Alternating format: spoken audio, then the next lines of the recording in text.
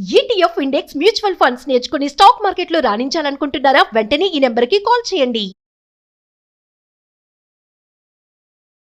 Suman TV సగర్వంగా నిర్మిస్తున్నటువంటి కార్యక్రమం పద్మవ్యూహం.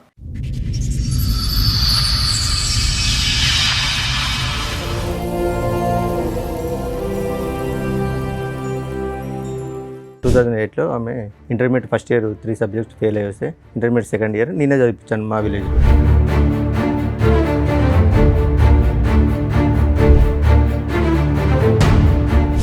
Exams last మూమెంట్లో షీఈ్ క్యారింగ్ మేడం.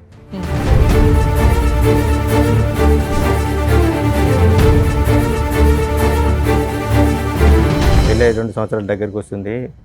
ఏమన్నా కట్నం డబ్బులు ఇస్తలేవు, మా దగ్గర తీసుకున్న అప్పు ఇస్తలేవు. సరే కట్నం అంటే నీ బిడ్డ పేరు మీద వేసుకో, ఏమన్నా ఫ్లాట్లు కొనిచ్చుకో, నాకు సంబంధం లేదు. కానీ అప్పుడు నేను వేరే వాళ్ళ దగ్గర ఇచ్చిచ్చాను కదా, మరి వాళ్ళు నన్ను ఇబ్బంది పెడుతున్నాడు. మా ఫాదర్ అయ్యి వచ్చిన వెంటనే మీ నాన్నగారు అడిగారు.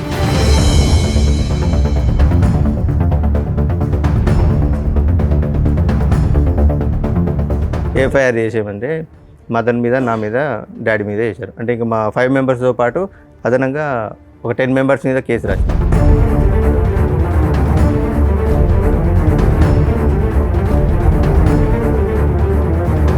2016లో వచ్చింది. 2016లో నా దగ్గరకు వచ్చి వేరే పర్సన్ తోటి ఇల్లీగల్ ఎఫ్ఐఆర్ పెట్టుకుని మీరు అరెస్ట్ అయిపోయారు. ఎంసీ క్లోజ్ అయిపోయింది. 498 నడుస్తుంది.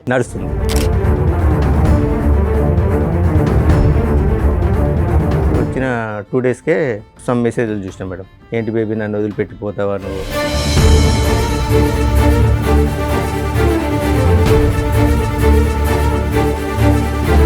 ఏంటిది మెసేజ్లు అని అడిగితే ఇవి మా తమ్ముడు వాళ్ళ గర్ల్ ఫ్రెండ్ మెసేజ్ చేసింది.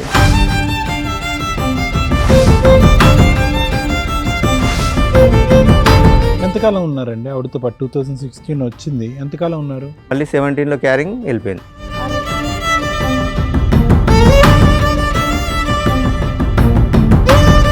ఆమె నాకేదో డౌట్ వస్తుంది, ఒకసారి టెస్ట్ చేయండి అంటే ప్రెగ్నెన్సీ టెస్ట్ చేయించుకుంటే పాజిటివ్ ఉన్నది.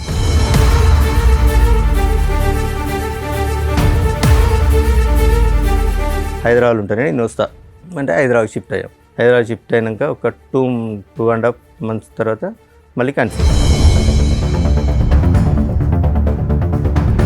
సిగ్గులేదు, పిల్లలు మంచి పేరు పడుకుంటే నోరు మూసుకోవాలి కానీ అడుగుతారు ఎవడని వాళ్ళ మదర్ అన్నారు.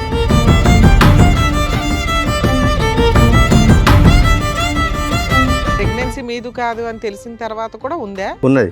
మళ్ళీ అబార్షన్ చేయించుకున్నది. అదే 2017లో మళ్ళీ నా మూలంగా సరే మళ్ళీ క్యారింగ్.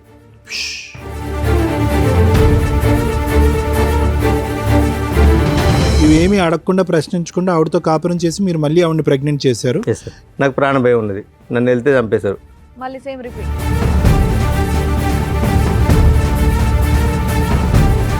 డాడీ నువ్వు మమ్మీని అనుమానిస్తున్నావు కదా, అది నిజమే, ఆ పర్సన్ ఈ పర్సనే, నీకు తెలిసిన పర్సనే అని చెప్పింది.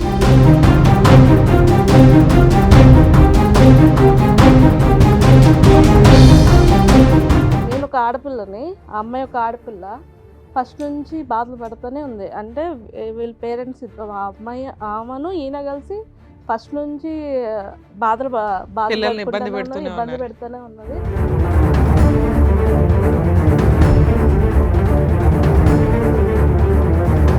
మేము దొరకట్లేదు అని చెప్పి వెళ్ళి అత్తయ్య గారిని కొట్టుడు, పిల్లలు లేకపోతే పిల్లల పెద్దమ్మాయి చెప్పు తీసుకొని కొట్టంటే చెప్పు తీసుకొట్టి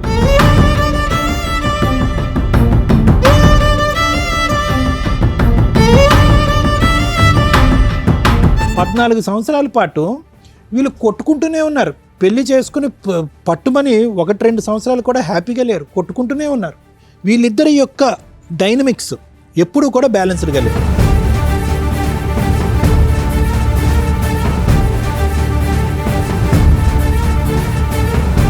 ఇప్పుడు వచ్చేటటువంటి అంశం మనకు తెలియనటువంటి సీక్రెట్ ఏదన్నా ఉంది అంటే కనుక ఆ పిల్లల భవిష్యత్తు దృష్ట్యా ఏం న్యాయం చేశారు అలాంటప్పుడు పిల్లల్ని కనకూడదు.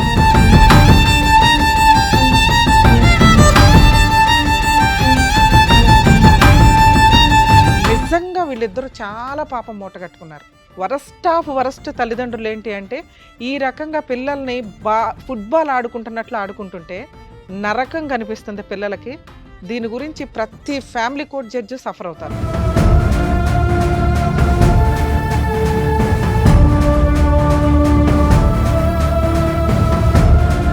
మీ ఎదవ డ్రామాలకి, మీ ఆస్తి పంపకాలకి, మీ మెయింటెనెన్స్ల కోసం పిల్లల్ని బలిపశువులు చేయొద్దు.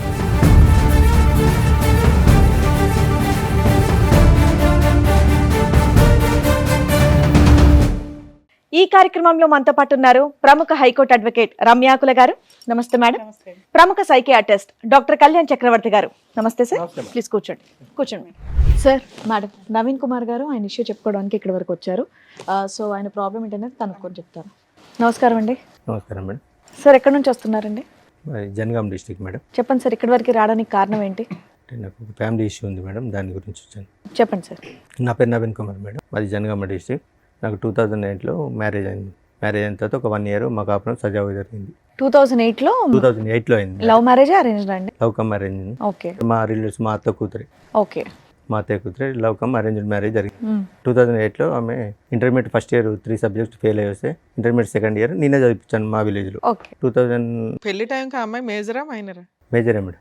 అప్పుడు అయిపోయిన తర్వాత 2008 ఎగ్జామ్స్ లాస్ట్ మూమెంట్లో షీఈ్ క్యారింగ్ మేడం. ఆ లోపల ఎగ్జామ్స్ కంప్లీట్ అని 2009లో డెలివరీ కానీ వాళ్ళ ఇంటికి వెళ్ళి ఒక డెలివరీ అయిన తర్వాత మళ్ళీ ఒక 6 monthsకి వచ్చింది మేడం. 6 monthsకు 21st ఏజ్ పంపించారు. మ్యారేజ్ కంటే బిఫోర్ మా ఫాదర్ ఒక 50,000 వాళ్ళకి అప్పు ఇచ్చాడు మేడం, మ్యారేజ్ కంటే బిఫోర్. తర్వాత ఆమె వచ్చిన తర్వాత వాళ్ళ అమ్మ డ్రాప్ చేయడానికి వచ్చినప్పుడు, ఏంటమ్మా పెళ్ళి 2 సంవత్సరాల దగ్గరికి వస్తుంది, ఏమన్నా కట్నం డబ్బులు ఇస్తలేవు, మా దగ్గర తీసుకున్న అప్పు ఇస్తలేవు. సరే కట్నం అంటే నీ బిడ్డ పేరు మీద వేసుకో, ఏమైనా ఫ్లాట్లు కొనిచ్చుకో, నాకు సంబంధం లేదు, కానీ అప్పుడు నేను వేరే వాళ్ళ దగ్గర ఇచ్చాను కదా, మరి వాళ్ళు నన్ను ఇబ్బంది పెడుతున్నాడు. మా ఫాదర్ అయ్యి వచ్చిన వెంటనే మీ నాన్నగారు అడిగారు. వచ్చిన 6 months తర్వాత, డెలివరీ వచ్చి 6 months తర్వాత వాళ్ళ మదర్ని అడిగాడు, ఇమ్మని కాదు, వాళ్ళ మదర్ని అడిగితే 1 monthలో మీ డబ్బులు మీకు ఇచ్చేసాని మా పాపకు జ్వరం వచ్చింది, హాస్పిటల్ తీసుకెళ్ళి అక్కడికి వాళ్ళ మదర్ చుట్టాలే కదండి, పెళ్ళి అయిపోయింది, మన కుటుంబం 50,000 అడగకపోతే ఏమైంది? ఏంటి సార్, మీ నాన్నగారు 50,000 అడగకపోతే ఏమైంది? కోడలు ఇంట్లోకి వచ్చేసింది, వేరే వాళ్ళ దగ్గర అప్పు ఇప్పించాడు. మ్యారేజ్ కంటే ఒక వేరే వాళ్ళ 3 ముందు ఇప్పించాడు, మ్యారేజ్ కంటే 3 years బిఫోర్ మేడం. అవును, 3 years ఏం చేశాడు? వన్స్ పెళ్ళి అయిపోయినాక మీ కుటుంబ సభ్యులాళ్ళు అన్ని సంవత్సరాలు ఆగుతారా 50,000కి?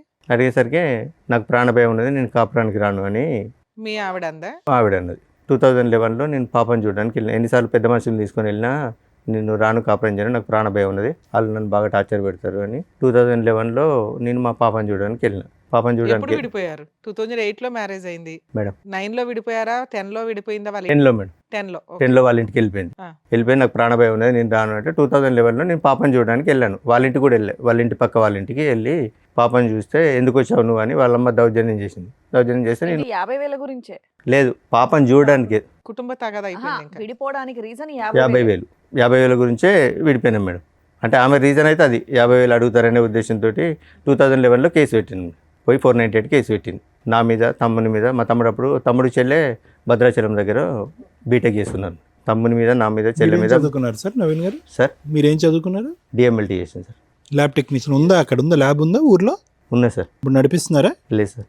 సరే, ఇప్పుడు ఏం చేస్తున్నారు మరి? మైనింగ్ దాంట్లో వేసి. మైనింగ్ దాంట్లో. ప్రైవేటా? Private sir. చెప్పండి. 2011లో కేసు పెట్టారు మేడం. కేసు పెట్టిన తర్వాత అక్కడ ఎస్ఐ గారు పిలిపిస్తే ఎంక్వైరీ చేశాడు. ఇక్కడ ఏం లేదని తెలిస్తే ఎస్ఐ గారు పట్టించుకుంటలేరని ఏసీపీ సార్ దగ్గర, డిఎస్పీ గారి దగ్గరికి వెళ్ళింది మేడం. డిఎస్పీ గారు పిలిపించారు. పిలిపించినాక ఆమెను అరెస్ట్ చేస్తున్నాడు అంటే, సో అండ్ సో ఇది జరిగింది సార్ అంటే, వీళ్ళ మీద కేసు ఫైల్ చేసి పంపించండి, చదువుకునే పిల్లలు కూడా ఉన్నారు సార్, వాళ్ళ పరిస్థితి ఏంటంటే సార్ ఒకసారి ఆలోచించిన తర్వాత అక్కడ మా విలేజ్ ఎంపీపీ లేడీ ఒకసారి ఆమెను తీసుకొని పేర్లు తీసేశారా? ఎవరిద్దరు తీసేశారు. మా బ్రదర్ సిస్టర్ కేసులు వేసిందండి. 498 వేసింది, ఎంసీ వేసింది మేడం, మెయింటెనెన్స్ వేసింది. మెయింటెనెన్స్ డిఎస్పీ గారు సేమ్ ఇలాగే లాయర్ గారిని, డాక్టర్ గారిని కూర్చోబెట్టి డిఎస్పీ గారు కౌన్సిలింగ్ ఇచ్చారు. మరి ఇక్కడ నేను కొట్టింది ఎక్కడ ఉన్నది, నువ్వు కట్నం ఇచ్చింది ఎక్కడ ఉన్నది, వాళ్ళ డబ్బులు వాళ్ళకి అడిగిండు, మరి సరే ఓకే డబ్బులు ఇయ్యారట, తీసుకుపోతారట, డబ్బులు ఓకే వదిలేసాయి, 50,000 వదిలేసాయి, తీసుకెళ్తారట వాళ్ళు పోతామంటే, లేదు నాకు ప్రాణభయం ఉంది, నన్ను ఆడికి వెళ్తే చంపేస్తారు, నేను పోను అని అన్న తర్వాత డిఎస్పీ గారు డాక్టర్ లాయర్ గారిని, అక్కడ మున్సిపల్ కోర్టు ఉంది మేడం, పిలిపించి కౌన్సిలింగ్ తీసుకున్నారు. ఆమెకు నాకు ఇక్కడ నేను కొట్టినట్టు కానీ ఆయన ఇబ్బంది పెట్టినట్టు కానీ నీకు ఎక్కడ కనిపించలేదు కదా అని అనేసరికి మా రోడ్డు మీదకి వెళ్ళి ఈ పోలీసులు, ఈ లాయర్లు ఇట్లా వాళ్ళ దగ్గర డబ్బులు తీసుకున్నారు, అందుకే వాళ్ళ మీద కేసు ఫైల్ చేయట్లేదని వాళ్ళ అమ్మాయి రోడ్డు వెంబడి వరుకుంటూ వస్తుంటే ఏసీపీ గారిని ఈ తలకనిపై మనకి రూపాయి కేసు రాసి పంపితే వాళ్ళు ఎఫ్ఐఆర్ చేసేయమంటే మదన్ మీద, నా మీద, డాడీ మీద వేశారు. అంటే ఇంకా మా 5 members పాటు అదనంగా ఒక 10 మెంబర్స్ మీద కేసు రాసింది. మా మేనత్త ఇంకా రిలేట్ ఓవరాల్ గా 3 మెంబర్స్ మీద కేసు రిజిస్టర్ కేసు రిజిస్ట్రేషన్ అయింది. ఎంసీ కేసులో ఏమైనా ఆర్డర్ ఇచ్చారా మెయింటెనెన్స్? ఎస్ మేడం, ఆర్డర్ ఇచ్చారు. 1,75,000 ఇష్యూ అయింది. 1,75,000 మరి. మెయింటెనెన్సా? అవును మేడం. ఎవరికి ఎంత? ఈమెకు 2,500, పాపకు 2,000. అంటే అది కంటిన్యూ ఒక 2 years నడిచింది మేడం. 1 year annual ఇచ్చారు. ఎరియర్స్ చెప్పవసరం లేదు సార్. Hmm. ఆవిడకు 2,500, బాబుకు 1,000 అంతేనా? అవును. 3,500 maintenance Per month. Per month 3,500 ఇద్దరికి ఇద్దరు కలిపి 2 lakhs 3 lakhs అనేది ఎరియర్స్. మీరు కేసు వేసిన దగ్గర నుంచి క్యాలిక్యులేషన్ లో మనం 2 lakhs కెడితే ఎరియర్స్ క్లియర్ అవుతాయి. Regular payment regular monthly 3,500. Yes, payment. madam. అయితే నేను కాపురాన్ని తీసుకెళ్తాని మేడం గారికి సజెషన్ తీసుకున్నాను. తీసుకుంటే మేడం గారు సో అండ్ సో ఇట్లా జడ్జి గారికి అప్లికేషన్ పెట్టుకోండి, అప్లికేషన్ పెట్టుకుంటే ఏమన్నా మళ్ళీ కౌన్సిలింగ్ ఇచ్చి లోపు కోపం తగ్గిందేమో, ఏమన్నా కోపం కలుపుదాం. తగ్గిందో మాట్లాడతారంటే నాకేమొద్దు, నాకు మెయింటెనెన్సే కావాలి, నీకు చూడండి అంటే అట్లే జరుపుకుంటూ వచ్చింది మేడం. ఒక 1.5 year 2-3 years దాకా మెయింటెనెన్స్. అలాగే కోర్టు బైక్ ఆడవడం, మధ్యలో లాయర్ లేకపోవడం. 2015 దాకా వచ్చారు. 2014 దాకా వచ్చింది మేడం. ఓకే. 2014 దాకా వచ్చిన తర్వాత జడ్జి గారు అప్పుడు ఒక లేడీ గారు ఉండే, ఏంది ఈ కేసు ఇన్ని రోజులు ప్రొలాంగ్ అవుతుంది, మెయింటెనెన్స్ ఇష్యూ చేయండి అంటే సమ్ అమౌంట్ ఇష్యూ చేసింది. ఇష్యూ చేసిన తర్వాత ఈ డబ్బులు కట్టాలి బాబు అంటే, ఇంత అయితే నేను కట్టుకోలేను మేడం ఒకసారి, ప్రజెంట్ అయితే నా దగ్గర ఒక 50,000 ఒక 2 daysలో కట్టేశాను, మిగతా అంటే నాకు ఒక 10 days టైం ఇవ్వండి అది అని ఇన్స్టాల్మెంట్ లో కట్టొచ్చులేండి. ఓకే. అన్న తర్వాత లేదు మేడం 50,000 కదా, నాకు ఇప్పుడు మొత్తం కట్టాలి, మొత్తం ఇస్తేనే నేను వదిలిపెడతాను, లేకుంటే మరి నువ్వు మొత్తం కట్టకపోతే ఆయన జైలు పోతున్నామంటే జైలు పోయినా పర్లేదు అంటే 498 కేసులు వెళ్ళాను. ఎంసీలో కూడా 1 month వెళ్ళాను మేడం. 1 month వెళ్తే ఎరియర్స్ క్లియర్ అయిపోయినాయి. అయిపోయింది మేడం. మళ్ళీ వేసిందా? మళ్ళీ ఏమీ వెళ్ళలేదు, ఇంకా ఇలా అప్పటి వేయలేదు. 2016లో సో మీరు 1 రూపాయి కూడా బాబుకి కానీ తనకు కానీ కట్టలేదు. 498 లో పనిష్మెంట్ పడిందా? 498లో 5 days పనిష్మెంట్ పడిందా? లాస్ట్ కేసు 2020లో ఫైనల్ అయింది మేడం. ఆ, ఫాల్స్ కేసు కింద కొట్టేశారు. మరి నేను అన్నది అది 5 days స్టార్టింగ్ లో వెళ్ళారు. Yes. అదే అప్పట్లో 498 అప్పుడు అరెస్టులు ఉండేవిలేండి. కంప్లైంట్ ఇచ్చి అప్పుడు కంప్లైంట్ ఇచ్చినప్పుడు తీసుకెళ్ళి స్టేషన్ బెయిల్ ఇస్తున్నాను. మరి జైల్లో దేనుకున్నామండి? స్టార్టింగ్ లో అరెస్ట్ అప్పుడు అరెస్ట్ చేసి 498 వేగానే ఎంక్వైరీ ఇన్వెస్టిగేషన్ ఏమీ లేదు. ముందు అత్తమామల్ని ఈయన్ని అరెస్ట్ చేసేవాళ్ళు. అవన్నీ ఫాల్స్ కేసులని ప్రూవ్ అవుతూ రావడం వల్ల స్టేషన్ బెయిల్ ఇచ్చారు. ఒక 2015 నుంచి అనుకోండి. Yes, sir. Maximum 7 years 8 years 2016లో 1 month జైల్లో ఉన్నా అన్నారుగా. మెయింటెనెన్స్ మెయింటెనెన్స్ కి ఎరియర్స్ కట్టకపోతే ఓకే నేను ఎక్స్ప్లెయిన్ చేస్తాను. 2016లో అన్ఫార్చునేట్లీ మా ఫాదర్ యాక్సిడెంట్లో డెత్ అయ్యాడు. మా ఫాదర్ డెత్ అయిన తర్వాత ఊర్లో పెద్ద మనుషులు వాళ్ళు వీళ్ళుండి మాట్లాడి, నువ్వు ఇంటికి పెద్ద కోడలు రాకపోతే బాగుండదు అలా ఇలా అని ఎక్స్ప్లెయిన్ చేస్తే 2016లో వచ్చింది. వాళ్ళ అమ్మగారు మీకు ఏమవుతారు? చుట్టరికం మా మమ్మీకి మేనత్త కూతురు. మేనత్త కూతురు. 2016లో మా ఫాదర్ డెత్ అయిన తర్వాత వచ్చింది. తర్వాత ఒక 1 month తర్వాత అందరూ పెద్ద మనుషులు మాట్లాడి నువ్వు రావాలి అది అంటే, ఇల్లు పొలం నా పేరు మీద రిజిస్ట్రేషన్ చేస్తే నేను వస్తాను అన్నది. ఎంత ఉంది పొలం? 6 ఎకరం మేడం.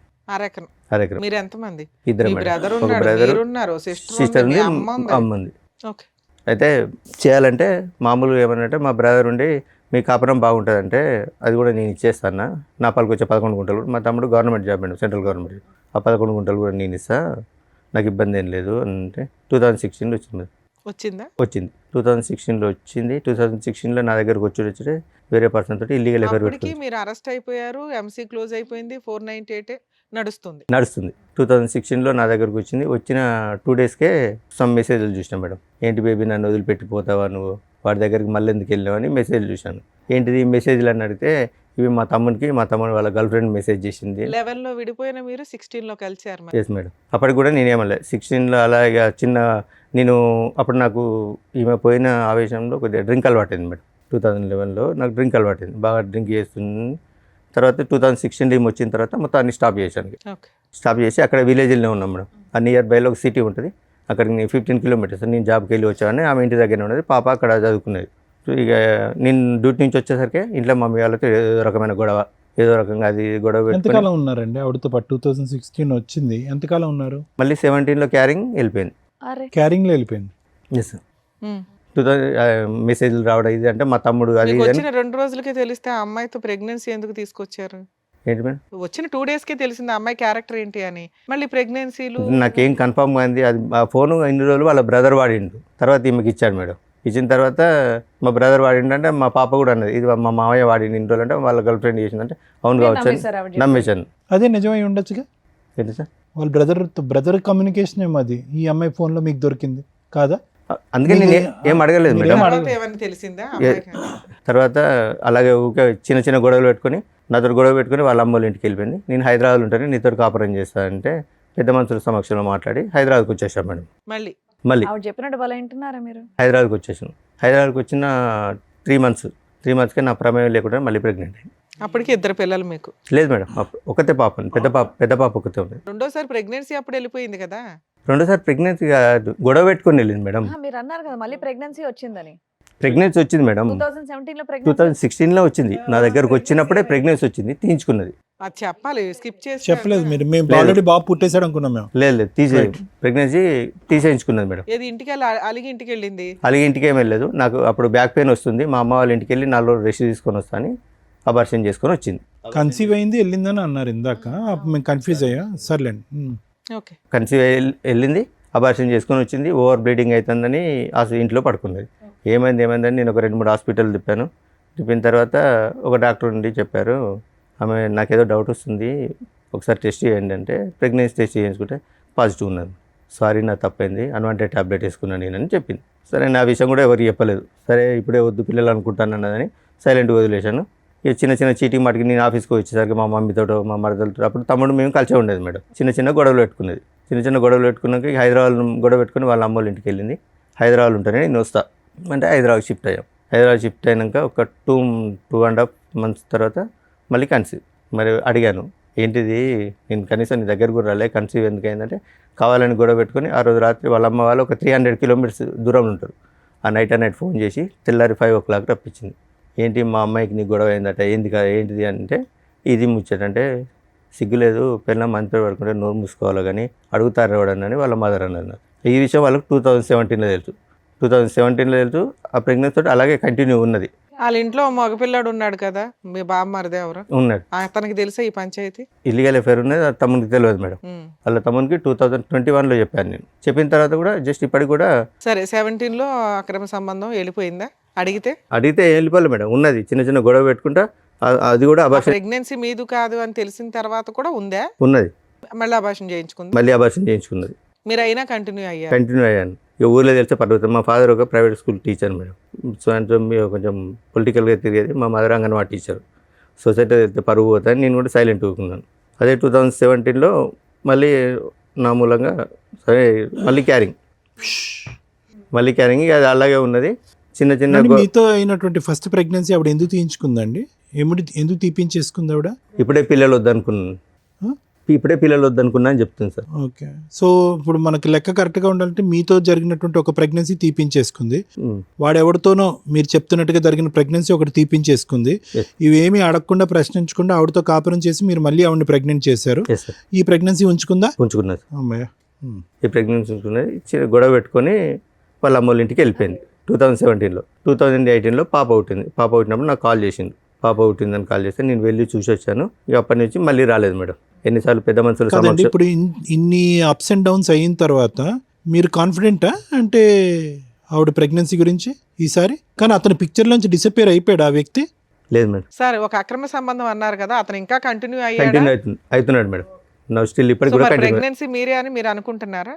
అంటే నేను మెడికల్ ఫీల్డ్లో చేశాను కాబట్టి ఒకసారి మీట్ అయినా కూడా ప్రెగ్నెన్సీ అయ్యే ఛాన్సెస్ ఉంటాయి కాబట్టి నేను సైలెంట్గా. మీరే నమ్ముతున్నారు, మధ్యలో మేము డౌట్ ఎందుకు కానీ. Okay, next. అందుకే నేను దాని గురించి ఏం మాట్లాడలేదు మేడం. 2018లో పాప ఒకటి చూసి వచ్చాను. ఆ తర్వాత కాపురానికి 498 kg ఒకటి కాపురాన్ని తీసుకెళ్తే నేను రాను అని చెప్పింది. ఇక అలాగే పోతుంది. 2019లో ఏంటంటే ఆల్రెడీ వచ్చి కలిసిన తర్వాత మళ్ళీ ఇంకా రాకపోవడానికి ఏంటి ప్రాబ్లం? నాకు ప్రాణభయం ఉన్నది. ఇంకేం ప్రాణభయం? సరే 50,000 పంచాయతీ అయిపోయింది. మరి నాకు ప్రాణభయం ఉన్నది. నన్ను వెళ్తే చంపేశారు. మళ్ళీ సేమ్ రిపీట్. సరే, తర్వాత అట్లా 2019లో పోయింది. 2 పిల్లలు ఉన్నారు మేడం. పిల్లల్ని పట్టించుకుంటలేని సఖి 2011లో వేసిన 498 కేసు 20 దాకా నడిచిందా? 20లో డిసప్పాయింట్ అయింది. ఆయన మధ్యలో కలిసి ఉన్నారు. 2019లో సఖి అని ఫ్యామిలీ కౌన్సిలింగ్ సెంటర్ ఉంటుంది. డివిసిల్ స్టార్ట్ అయినాయి. సఖి సెంటర్లో పెట్టింది. సఖి సెంటర్లో పెట్టినాక ఏంది ఈమె ఇష్యూ అంటే సో అండ్ సో ఇష్యూ అంటే ఈ స్టోరీ అంతా మాకు చెప్తలేదు, నువ్వే పట్టించుకుంటలేవాట, బాగా తాగుతావాట, ఏం పని చేయవాట, అందుకే ఆమె కాపురానికి వస్తలేదు. చేసేవాళ్ళ మీరు? చేసేవాడిని. ఇంటి మెయింటెనెన్స్ రెంటలు అవన్నీ మీరే చూసుకునేవాళ్ళ? నేనే చూసుకునేవాడిని. ఓకే. సఖి సెంటర్లో పెట్టింది. అప్పటికి ఆ కేసు ఏమైంది సార్? డివిసి కేసు కూడా రన్ అవుతుందా? లేదు, వాళ్ళు తీసేశారు. ఓకే. ఎప్పటిదాకా నడిచింది అది? 6 months నడిచింది మేడం. తర్వాత 2020లో 498 కేసు ఫాల్స్ అని డిస్మిస్ అయింది. నేను 2 times కాపురానికి రా అని నోటీసులు పంపించాను. 2 పిల్లలు ఉన్నారు కదా, అనవసరంగా ఎందుకు, సరే తప్పు ఏదో ఒకటి సర్దుకుందాంలే అని పంపించాను. కాపురానికి రాలేదు మేడం. ఆ ఒకటి నోటీస్ తీసుకుంది, ఇంకో నోటీస్ తీసుకోలేదు. తర్వాత 21లో డైరెక్ట్ నేను డైవర్స్కి అప్లై చేశాను. అమ్మయ్య. ఫైనల్ డైవర్స్కి అప్లై చేశాను. కురుక్షేత్ర యుద్ధం కంటే జనం. డైవర్స్కి అప్లై చేస్తే ఆమె అటెండ్ కాలేదు. 2000 ఎక్స్పర్ట్ డిగ్రీ ఇచ్చారు మేడం. ఎప్పుడు ఎన్ని ఇయర్స్ బ్యాక్? 22లో 22లో ఎక్స్పర్ట్ డిగ్రీ ఇచ్చారు. ఎక్స్పర్ట్ డిగ్రీ ఇచ్చిన తర్వాత అప్పటికి 2022లో మా పాప 9th క్లాస్. అంతకుముందు నిజామాబాద్లో చదివేది మేడం. తర్వాత ఇక్కడికి హైదరాబాద్ షిఫ్ట్ అయింది. హైదరాబాద్ షిఫ్ట్ అయినాక నాకు కాల్ చేసింది ఎవరు? పెద్ద పాప? పెద్ద పాప. డాడీ నేను ఇక్కడ హైదరాబాద్లో చదువుతున్నాను, ఇక్కడనే ఈ పలానా సో అండ్ సో అని చెప్తే నేను మమ్మీ తమ్ముడు అందరం వెళ్ళి కలిసిన తర్వాత ఒకరోజు పాప షాకింగ్ న్యూస్ చెప్పింది. డాడీ నువ్వు మమ్మీని అనుమానిస్తున్నావు కదా, అది నిజమే, ఆ పర్సన్ ఈయనే, ఈ పర్సనే, నీకు తెలిసిన పర్సనే అని చెప్పింది. ఎవరు ఆ పర్సన్? వీళ్ళ తమ్ముని వాళ్ళ ఫ్రెండ్. తమ్ముడు వాళ్ళ ఫస్ట్ నుంచి వాడు ఫస్ట్ యాక్చువల్గా ఈ ఎఫ్ఐఆర్ అనేది 2014-15 నుంచే ఉందట. ఓకే. సో ఇప్పటికీ కూడా 21, 22 కూడా లైవ్లో ఉన్నాడు వాడు. లైవ్లో ఇప్పటికి స్టిల్ కూడా లైవ్లో ఉన్నాడు. అతనికి మ్యారేజ్ అయిందా మీకు తెలుసు? అతనికి మ్యారేజ్ అయిన 4 పిల్లలు. కూతురే చెప్పాల్సిన పరిస్థితి. ఇప్పుడు ఎంత అండి మీ పాప వయసు యాజ్ వి స్పీక్ నౌ? ఇప్పుడు ఎంత ఆవిడ? No present 16 years. 16. చిన్నామే? చిన్నమే 7 years. 2018 18. సరే, తర్వాత ఏమైంది సార్? 2022లో చెప్పిన తర్వాత నేను డైరెక్ట్ వెళ్ళి అతని దగ్గరికి వెళ్ళాను. ఆయన తెలుసు అన్నట్టు, వీళ్ళ ద్వారానే పరిచయం నాకు. అతని దగ్గర మేము చిట్టేసాం, 1 lakh చిట్టేసాం మేడం. వాళ్ళ తమ్ముడు ఫ్రెండ్ కదా? తమ్ముడు ఫ్రెండ్ అని. రైట్. చిట్టేసిన తర్వాత పోయి అడిగాను, ఏమంది చిట్టి డబ్బులు ఇవ్వమంటే మీ భార్య మీ అత్తమ్మ వచ్చి గొడవ పెట్టుకొని నా దగ్గర నుంచి డబ్బులు తీసుకెళ్లారా అని అడిగింది. ఎంత చిట్టు మీది? 1 lakh మేడం. అయితే అడిగితే ఇప్పుడు వాళ్ళ అమ్మ నాన్న వైఫ్ వచ్చి అందరూ వచ్చి లొల్లి పెట్టుకున్నారు కదా నీతోటి, మరి 8 years నుంచి వాళ్ళ బిడ్డతో తిరిగి ప్రెగ్నెన్సీ అయితే ఏమంటలేరా నిన్ను అన్ని వాళ్ళ వైఫ్ ముందే అడిగిన నేను. అంటే అన్న కాళ్ళలో మా పరువు వస్తే నీ దండం పెడతాను, ఆమె కాళ్ళ మీద పడ్డది. ఎవరు పడ్డింది? వాళ్ళ ఆవిడ. 4 పిల్లలు ఉన్నారుగా. అన్న మా పరువు పోతుంది, ఇంకోసారి మీ భార్య జోలికి రాకుండా చూసుకుంటా అంటే అదే రోజు నేను వానికి 12:30కి పోయి అడిగాను మేడం. ఈవినింగ్ 4కి వెళ్ళి ఉప్పల్ పిఎస్లో నా మీద అటెంప్ట్ మర్డర్ కేసు పెట్టింది. ఎవరు? ఈమె నా వైఫ్, ఫస్ట్ వైఫ్. వాళ్ళ ఇంటికి వెళ్ళారా మీరు? ఎవరింటికి? అమ్మాయి వాళ్ళ ఇంటికి. ఇంటికి వెళ్ళకుండానే పెట్టిందా? అయితే నేను ఉప్పల్లో ఉంటాను, ఆమె కూడా ఉప్పల్లో ఉంటుంది. ఒకసారి మెట్రో ట్రైన్ లిఫ్ట్లో పోతుంటే నేను రోడ్ వెంబడి నడుచుకుంటూ పోతుంటే నాకు కనిపించింది, నన్ను ఫాలో అవుతుందని. ఎప్పుడు సెప్టెంబర్లో కనిపించాను మేడం. December 12కి పెట్టింది నా మీద కేసు. ఎటువంటి కాంటాక్ట్ ఏం లేదు. అటెంప్ట్ టు మర్డర్ కేసు పెట్టి వచ్చేసి చేసుకోలేదు మేడం. అప్పటికి ఏ రాస్తుంది సార్ అటెంప్ట్ టు మర్డర్లో? అసలు మీరెక్కడ ఉన్నారు, ఆవిడ ఎక్కడ ఉంది, అసలు ఏం రాసింది అందులో? పెట్టేసరికి సార్ ఈయన వెనకాల తిరుగుంటాడు, ఉత్తనే పెట్టరు అటెంప్ట్ లేదు మేడం. ఎంతో కొంత బేసిక్ ఎవిడెన్స్ లేకుండా పెట్టరు. మెసేజ్లు పంపించారా? నేను మెసేజ్లు ఏం పంపించలేదు. తిడుతూ కానీ ఏదైనా ఈడుతూ పడుకున్నావు, ఆడితో పడుకున్నావని? లేదు మేడం. చూద్దాంలేండి. మరి ఆవిడ అన్ని చేసినా మీరేం అనుకుంటున్నారా ఉన్నారండి? తిట్టకుండా అయితే అటెంప్ట్ టు మర్డర్ కేసు పెడితే అప్పుడే కోపంతో నా ఫోన్ పలగొట్టాను మేడం. ఎవరితో? ఎట్లా?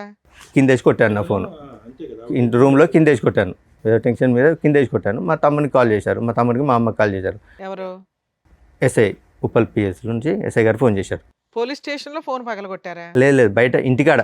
దీనికి వార్నింగ్ ఇచ్చి వచ్చిన తర్వాత టెన్షన్లో కింద పలగొట్టేశాను నేను. ఉప్పల్ పిఎస్ నుంచి మా బ్రదర్కి ఫోన్ చేశారు, మీ అన్నయ్య కలవట్లేదు, ఫాలో అవుతున్నట్టు అది ఇది అంటే. ఒక 4 days తర్వాత మా బ్రదర్ వచ్చి అన్న ఇట్లా ఎస్ఐ గారు కంప్లైంట్ ఇచ్చిందట, ఉప్పల్ పిఎస్ నుంచి రమ్మన్నట్టు వెళ్ళాను. ఇంద్రబాబు ఫాలో అవుతున్నట్టే.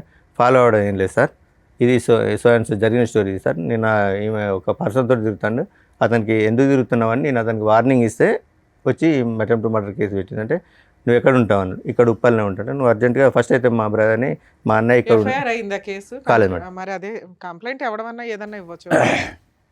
టెన్షన్ పడింది, అది అటెంప్ట్ మర్డర్ కేసు పెట్టేశారని పెట్టడం కుదరదు, కంప్లైంట్ ఇచ్చింది. ఓకే, నెక్స్ట్ ఏమైంది? తర్వాత ఏమైంది సార్, మేము పెద్ద మనుషులలో మాట్లాడుకుంటా కేసులు ఏమవుతుందని వాళ్ళ బ్రదర్ అండు ఊరికి వెళ్ళినాక పెద్ద మనుషుల సమక్షంలో సో ఇదండి జరిగింది. ఇప్పటికి కూడా అన్నీ మర్చిపోయి, ఫస్ట్ నేను కూడా ఇంతకుముందు చేసినని మర్చిపోతా, ఆమెను కూడా పాత స్టోరీలని మర్చిపోయి ఇప్పుడు ఒక్కరు పోయి 2 పిల్లలు అయిండు. మీరు ఏం చేశారని మర్చిపోవడానికి? ఏంటి మేడం, నేను కొంచెం హెవీగా డ్రింక్ చేసేది మేడం. మీరు మానేసాను అన్నారు కదా ఆవిడ వచ్చాక 2016లో. మానేసినాను మేడం.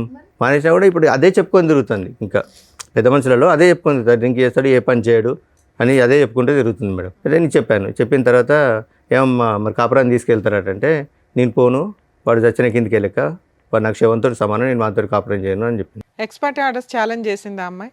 చేయలేదు మేడం. డైవర్స్ కేసుని చేయలే. ఓకే అనేసరికి మరి నువ్వు ఓకే వాడు చనిపోయిన కిందకే లెక్క, మరి ఇప్పుడు 2 ఆడపిల్లలు ఉన్నారు, వాళ్ళని ఏం చేద్దామంటే పెద్ద పాప వాళ్ళ డాడీ కావాలంటే వాళ్ళ డాడీ కాడికి పోతా అంటుంది కదా, పోతానంటే పెద్ద పాపను పంపిస్తా, చిన్న పాప కదా నేనే తీసుకుంటాను అన్న తర్వాత ఆమె అన్నది, వైఫ్ అన్నది, ఫస్ట్ ఆమె అన్నది. ఫస్ట్ టైం రెండో ఆవిడ ఉందా? అవును, ఎప్పుడు? 2023లో మేడం. ఎక్స్పర్టీ వచ్చింది. ఎక్స్పర్టీ వచ్చిన తర్వాత 1 year తర్వాత. అంటే వాళ్ళ పెద్ద మనుషులు ఉండి ఆమె లోకం అంతా లగ్జరీ లైఫ్ లోకంలో ఉంది, నీతో కాపురం చేయది సపరంగా ఎక్కి ఆమె గురించి సార్, మీరు డైవర్స్ చేసింది ఎందుకు? ఆవిడ వద్దురా బాబు అని. ఎక్స్పార్టీ ఆర్డర్స్ వచ్చినాక ఈ పంచాయతీ అంతా ఏంటి సార్? అంటే పోలీస్ స్టేషన్ కేసు, కాంప్రమైజ్, మళ్ళీ కలిసి ఉంటాం అంటాం. ఎందుకు ఇన్ని మాటలు? 22లో మా పాప వాళ్ళ మేడం. పాపం తెచ్చుకుంటే అయిపోతుంది ఆ, కదా. పాప అన్నది, డాడీ కలిసి ఉందని డాడీ, తల్లి లేదు తండ్రి లేదు అంటే సొసైటీలో మమ్మల్ని చిన్న చూపు చూస్తారు డాడీ అనేసరికి పాప కోసం బెండ్ కావాల్సి వచ్చింది వాళ్ళ మేడం. అమ్మ అట్లా చేస్తున్నప్పుడు మీరేం మాట్లాడగలరు? ల్యాండ్ ఆర్డర్ వాళ్ళకి ఫేవర్గా ఉంది, పిల్ల వస్తానంటే తీసుకొని వెళ్ళటం. కలవను అనే అమ్మాయి క్యారెక్టర్ అసాసినేషన్ జరిగి ఎవడో ఉంచుకున్న వాడి దగ్గరికి వెళ్ళి మీరు పైగా వార్నింగ్ కూడా ఇచ్చారు. ఎంత జరిగినాక మళ్ళీ ఆ అమ్మాయిని తెచ్చుకుంటారా?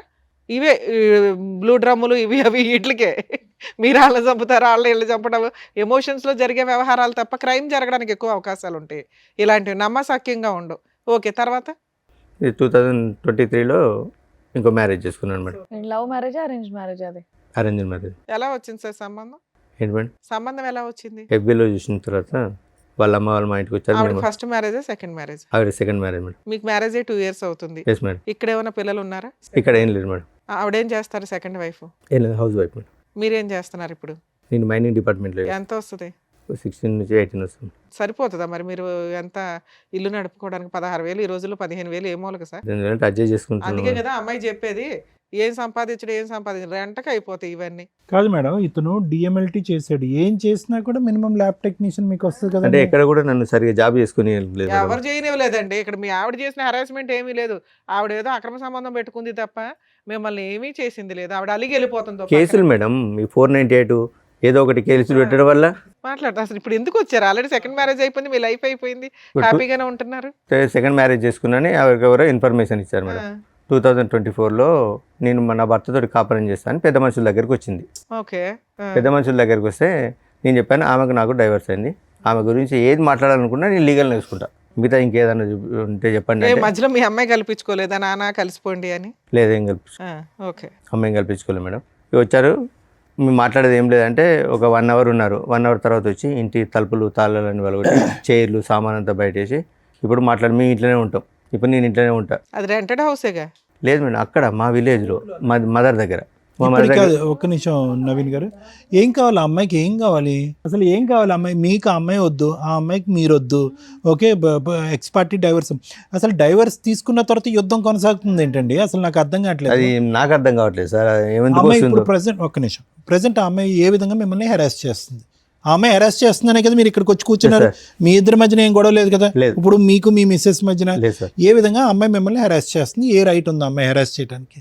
ఇంటి మీదకి వచ్చింది మేడం. ఇంటి మీదకి వచ్చిన తర్వాత పెద్ద మనుషులు ఏం చేశారంటే పిల్లల గురించి మాట్లాడదామని ఒక 35 days మా మమ్మీని ఇంట్లో నుంచి బయటికి పంపించి ఆమెని 35 days ఇంటి నుంచి తీర్మానం చేసిండు. పిల్లల గురించి మాట్లాడదామని తీర్మానం చేసిండు.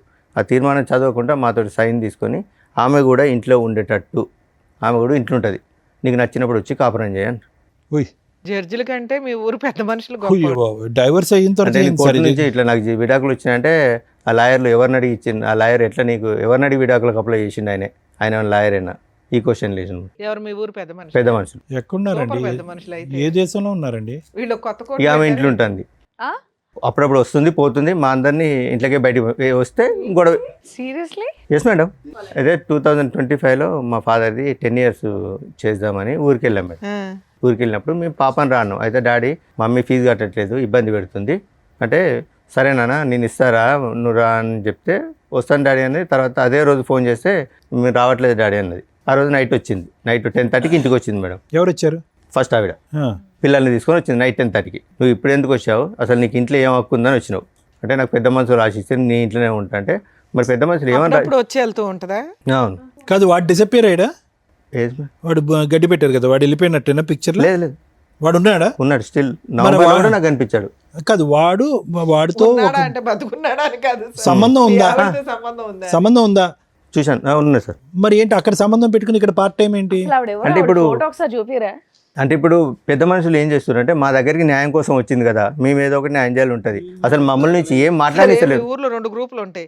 ఆవిడ వాళ్ళ పెద్ద మనుషుల దగ్గరికి వెళ్ళింది, వాళ్ళు ఏదో ఇచ్చారు. మీరు కూడా ఒక పెద్ద మనిషి దగ్గరికి వెళ్తే వాళ్ళు కూడా ఒక శాసనం రాసేస్తారు. ఇక లా అండ్ ఆర్డర్, కాన్స్టిట్యూషన్స్ ఇవేనా వద్దు, చక్కగా పెద్ద మనుషుల దగ్గర కూర్చుంటే అయిపోద్ది. 2025లో మా ఫాదర్ ఇట్లా 10 years చేద్దామంటే వెళ్ళాం మేడం. వచ్చింది నైట్ 10:30కి వచ్చింది. నువ్వు ఎందుకు వచ్చావు, ఇప్పుడు నీకేం అవసరం అని వచ్చినావు, అసలు నీకేం రైట్స్ ఉన్నాయని వచ్చినాడికి అంటే నాకు పెద్ద మనుషులు రాసి ఇచ్చారంటే, అంటే పెద్ద మనుషులు ఏమని రాసి ఇచ్చారు, మండే నుంచి ఫ్రైడే వరకు అక్కడ హైదరాబాద్లో కాపురం చేయి, ఫ్రైడే సాటర్డే సండే నా దగ్గర కాపురం చేయమని రాసి ఇచ్చారా అని అంటే వాళ్ళ తమ్మునికి ఫోన్ చేసింది అన్నమాట. శేఖర్ నన్ను ఇంట్లోకి రానివ్వట్లేదు, గొడవ పెడతాను కొడతాను అని. పోలీసులకి ఎందుకు కంప్లైంట్ ఇవ్వలేదు? వన్స్ డైవర్స్ అయిపోయినాక అమ్మాయి ఆ సరౌండింగ్స్ కి రావడానికి కూడా లేదు, పోలీసులకు కోర్టు ఆర్డర్ లేకుండా. అదే రోజు ఆమె వాళ్ళ తమ్ముడు చేసిన తర్వాత 100 డయల్ చేసింది. మా అత్తయ్యను మా హస్బెండ్ నన్ను ఇంట్లోకి అరెస్ట్ చేస్తాను, ఇంట్లోకి రానివ్వట్లేదు. చెప్తారు కదా డైవర్స్ వచ్చినాయి అంటారు పేపర్లో. అయితే కానిస్టేబుల్ ఉండి ఈ నైట్ 10 గంటలకు గొడవ ఎందుకమ్మా, మీరు ఉండి వేరే ఇంట్లోకి ఎక్కడన్నా ఉండండి. తెల్లారండి కానిస్టేబుల్ చెప్పాడు వేరే ఇంట్లో ఉండమని. కానిస్టేబులే చెప్పారు మేడం, వేరే ఇంట్లో ఉండండి. ఇప్పుడు ఈ నైట్ ఇప్పుడు ఆమె ఏదో ఒకటి అంటే మీరు ఏదో ఒకటి అంటారు, గొడవ అవుతుంది అంటే వెళ్ళిపోయినా మేడం. నైట్ 1 o'clock వాళ్ళ తమ్ముడు ఒక 6 రౌడీలను తీసుకొని అక్కడికి వచ్చింది. ఇప్పుడు రండి మాట్లాడదామని మా మాట్లాడడానికి లేదు మేడం. ఒక 6 రౌడీలను తీసుకొని వచ్చి మీద దౌర్జన్యం చేశారు. మా పాప ఏం చేసింది, మా సిస్టర్ని చెప్పి తీసుకొని కొట్టింది. చెప్పి తీసుకొని కొడితే లేడీస్ కొట్టుకుంటారు. మీ సిస్టర్ ని కొట్టిందా మీ అమ్మాయి? ఎందుకు గొడవ రెచ్చగొట్టాలని. మీ పాప మీకే Yes, madam. ఫేవర్. అక్కడ వాళ్ళు చెప్పినట్టు ఉంటుంది, ఇక్కడ నాకు ఫోన్ చేసి డాడీ నన్ను ఇబ్బంది పెడతారని నాకు చెప్పి మహానటి. ఓకే, చిన్నపిల్ల ఏమి అనలేం. చెప్పి తీసుకొని కొట్టేసరికి మా చెల్లె మా పాపను కొట్టింది. వాళ్ళిద్దరూ కొట్టుకుంటే బయటికి వెళ్ళిండ్రు. వాళ్ళ తమ్ముడు ఏం చేసిండు, వెనక నుంచి మా అమ్మ మీద ఇంతలా రాయి ఎత్తేసిండు. జస్ట్ మా అమ్మ కాలు స్కిడ్ అయ్యేసరికి ఇట్లా రాసుకుంటూ వెళ్ళింది. ఎవరు మీ అమ్మగారికి? మా అమ్మగారికి రాసుకుంటూ వెళ్ళిన తర్వాత ఇదంతా మీ నాన్నగారు 10th anniversary రోజు. ఎస్ సార్, అంటే తెల్లారితే 10th anniversary తెలియండి. ఆ రోజు నైట్. మీరు చెప్తున్నవన్నీ నిజాలేనండి. Yes madam. ఇప్పుడు మీ ఆవిడతో మాట్లాడితే ఫస్ట్ వైఫ్ తో ఇప్పుడు లైవ్ వీడియోలు ఉన్నాయి మేడం. వాళ్ళు అమ్మాయి ఇవన్నీ చెప్తుంది. ఇప్పుడు ఈవిడ పరిస్థితి ఏంటి? ఇప్పుడు మీ సతీమణి ఇప్పుడు భార్య, ఈవిడ పరిస్థితి ఏంటి? ఆవిడ ఓకే సార్. ఈవిడ ఓకే అంటే ఏ విధంగా ఓకే? ఇంత యుద్ధాలు జరుగుతుంటుంటే ఇంట్లో ఆవిడకి ఓకే ఎలా అవుతుంది? వాళ్ళ పేరెంట్స్ ఉంటారు, వాళ్ళు ప్రశ్నిస్తారు. అసలు ఆ అమ్మాయి రైట్స్ ఏంటి? ఇంకా మీ గొడవలు పెళ్ళికి ముందు ఉన్నాయి, పెళ్లి తర్వాత ఉన్నాయి, విడాకులు అయిన తర్వాత ఉన్నాయి, ఎప్పటికీ కంటిన్యూ అవుతూనే ఉన్నాయి. మీరు మీ ఆవిడ అప్పుడు ఏం మాట్లాడలేదా? నువ్వు ఎందుకు వచ్చావు, మీరు ఎలాగో మాట్లాడలేదు, మీరు ఎలాగో తిట్టట్లేదు, పోనీ ఆవిడ కూడా మాట్లాడలేదా డివోర్స్ అయ్యాక ఎందుకు వస్తున్నావు అని చెప్పి? ఆవిడ లేరా అప్పుడు ఇంట్లో? ఎవరు ఉన్నారు? ఉన్నది ఆ అమ్మాయి. ఇక మమ్మీ వాళ్ళు మాట్లాడుతుంది కదా, మమ్మీ వాళ్ళు మేము మాట్లాడుతున్నాం కదా, ఆమె ఏమి ఎంటర్ కాలేదు. మరి వీళ్ళెవరూ మాట్లాడలేదుగా.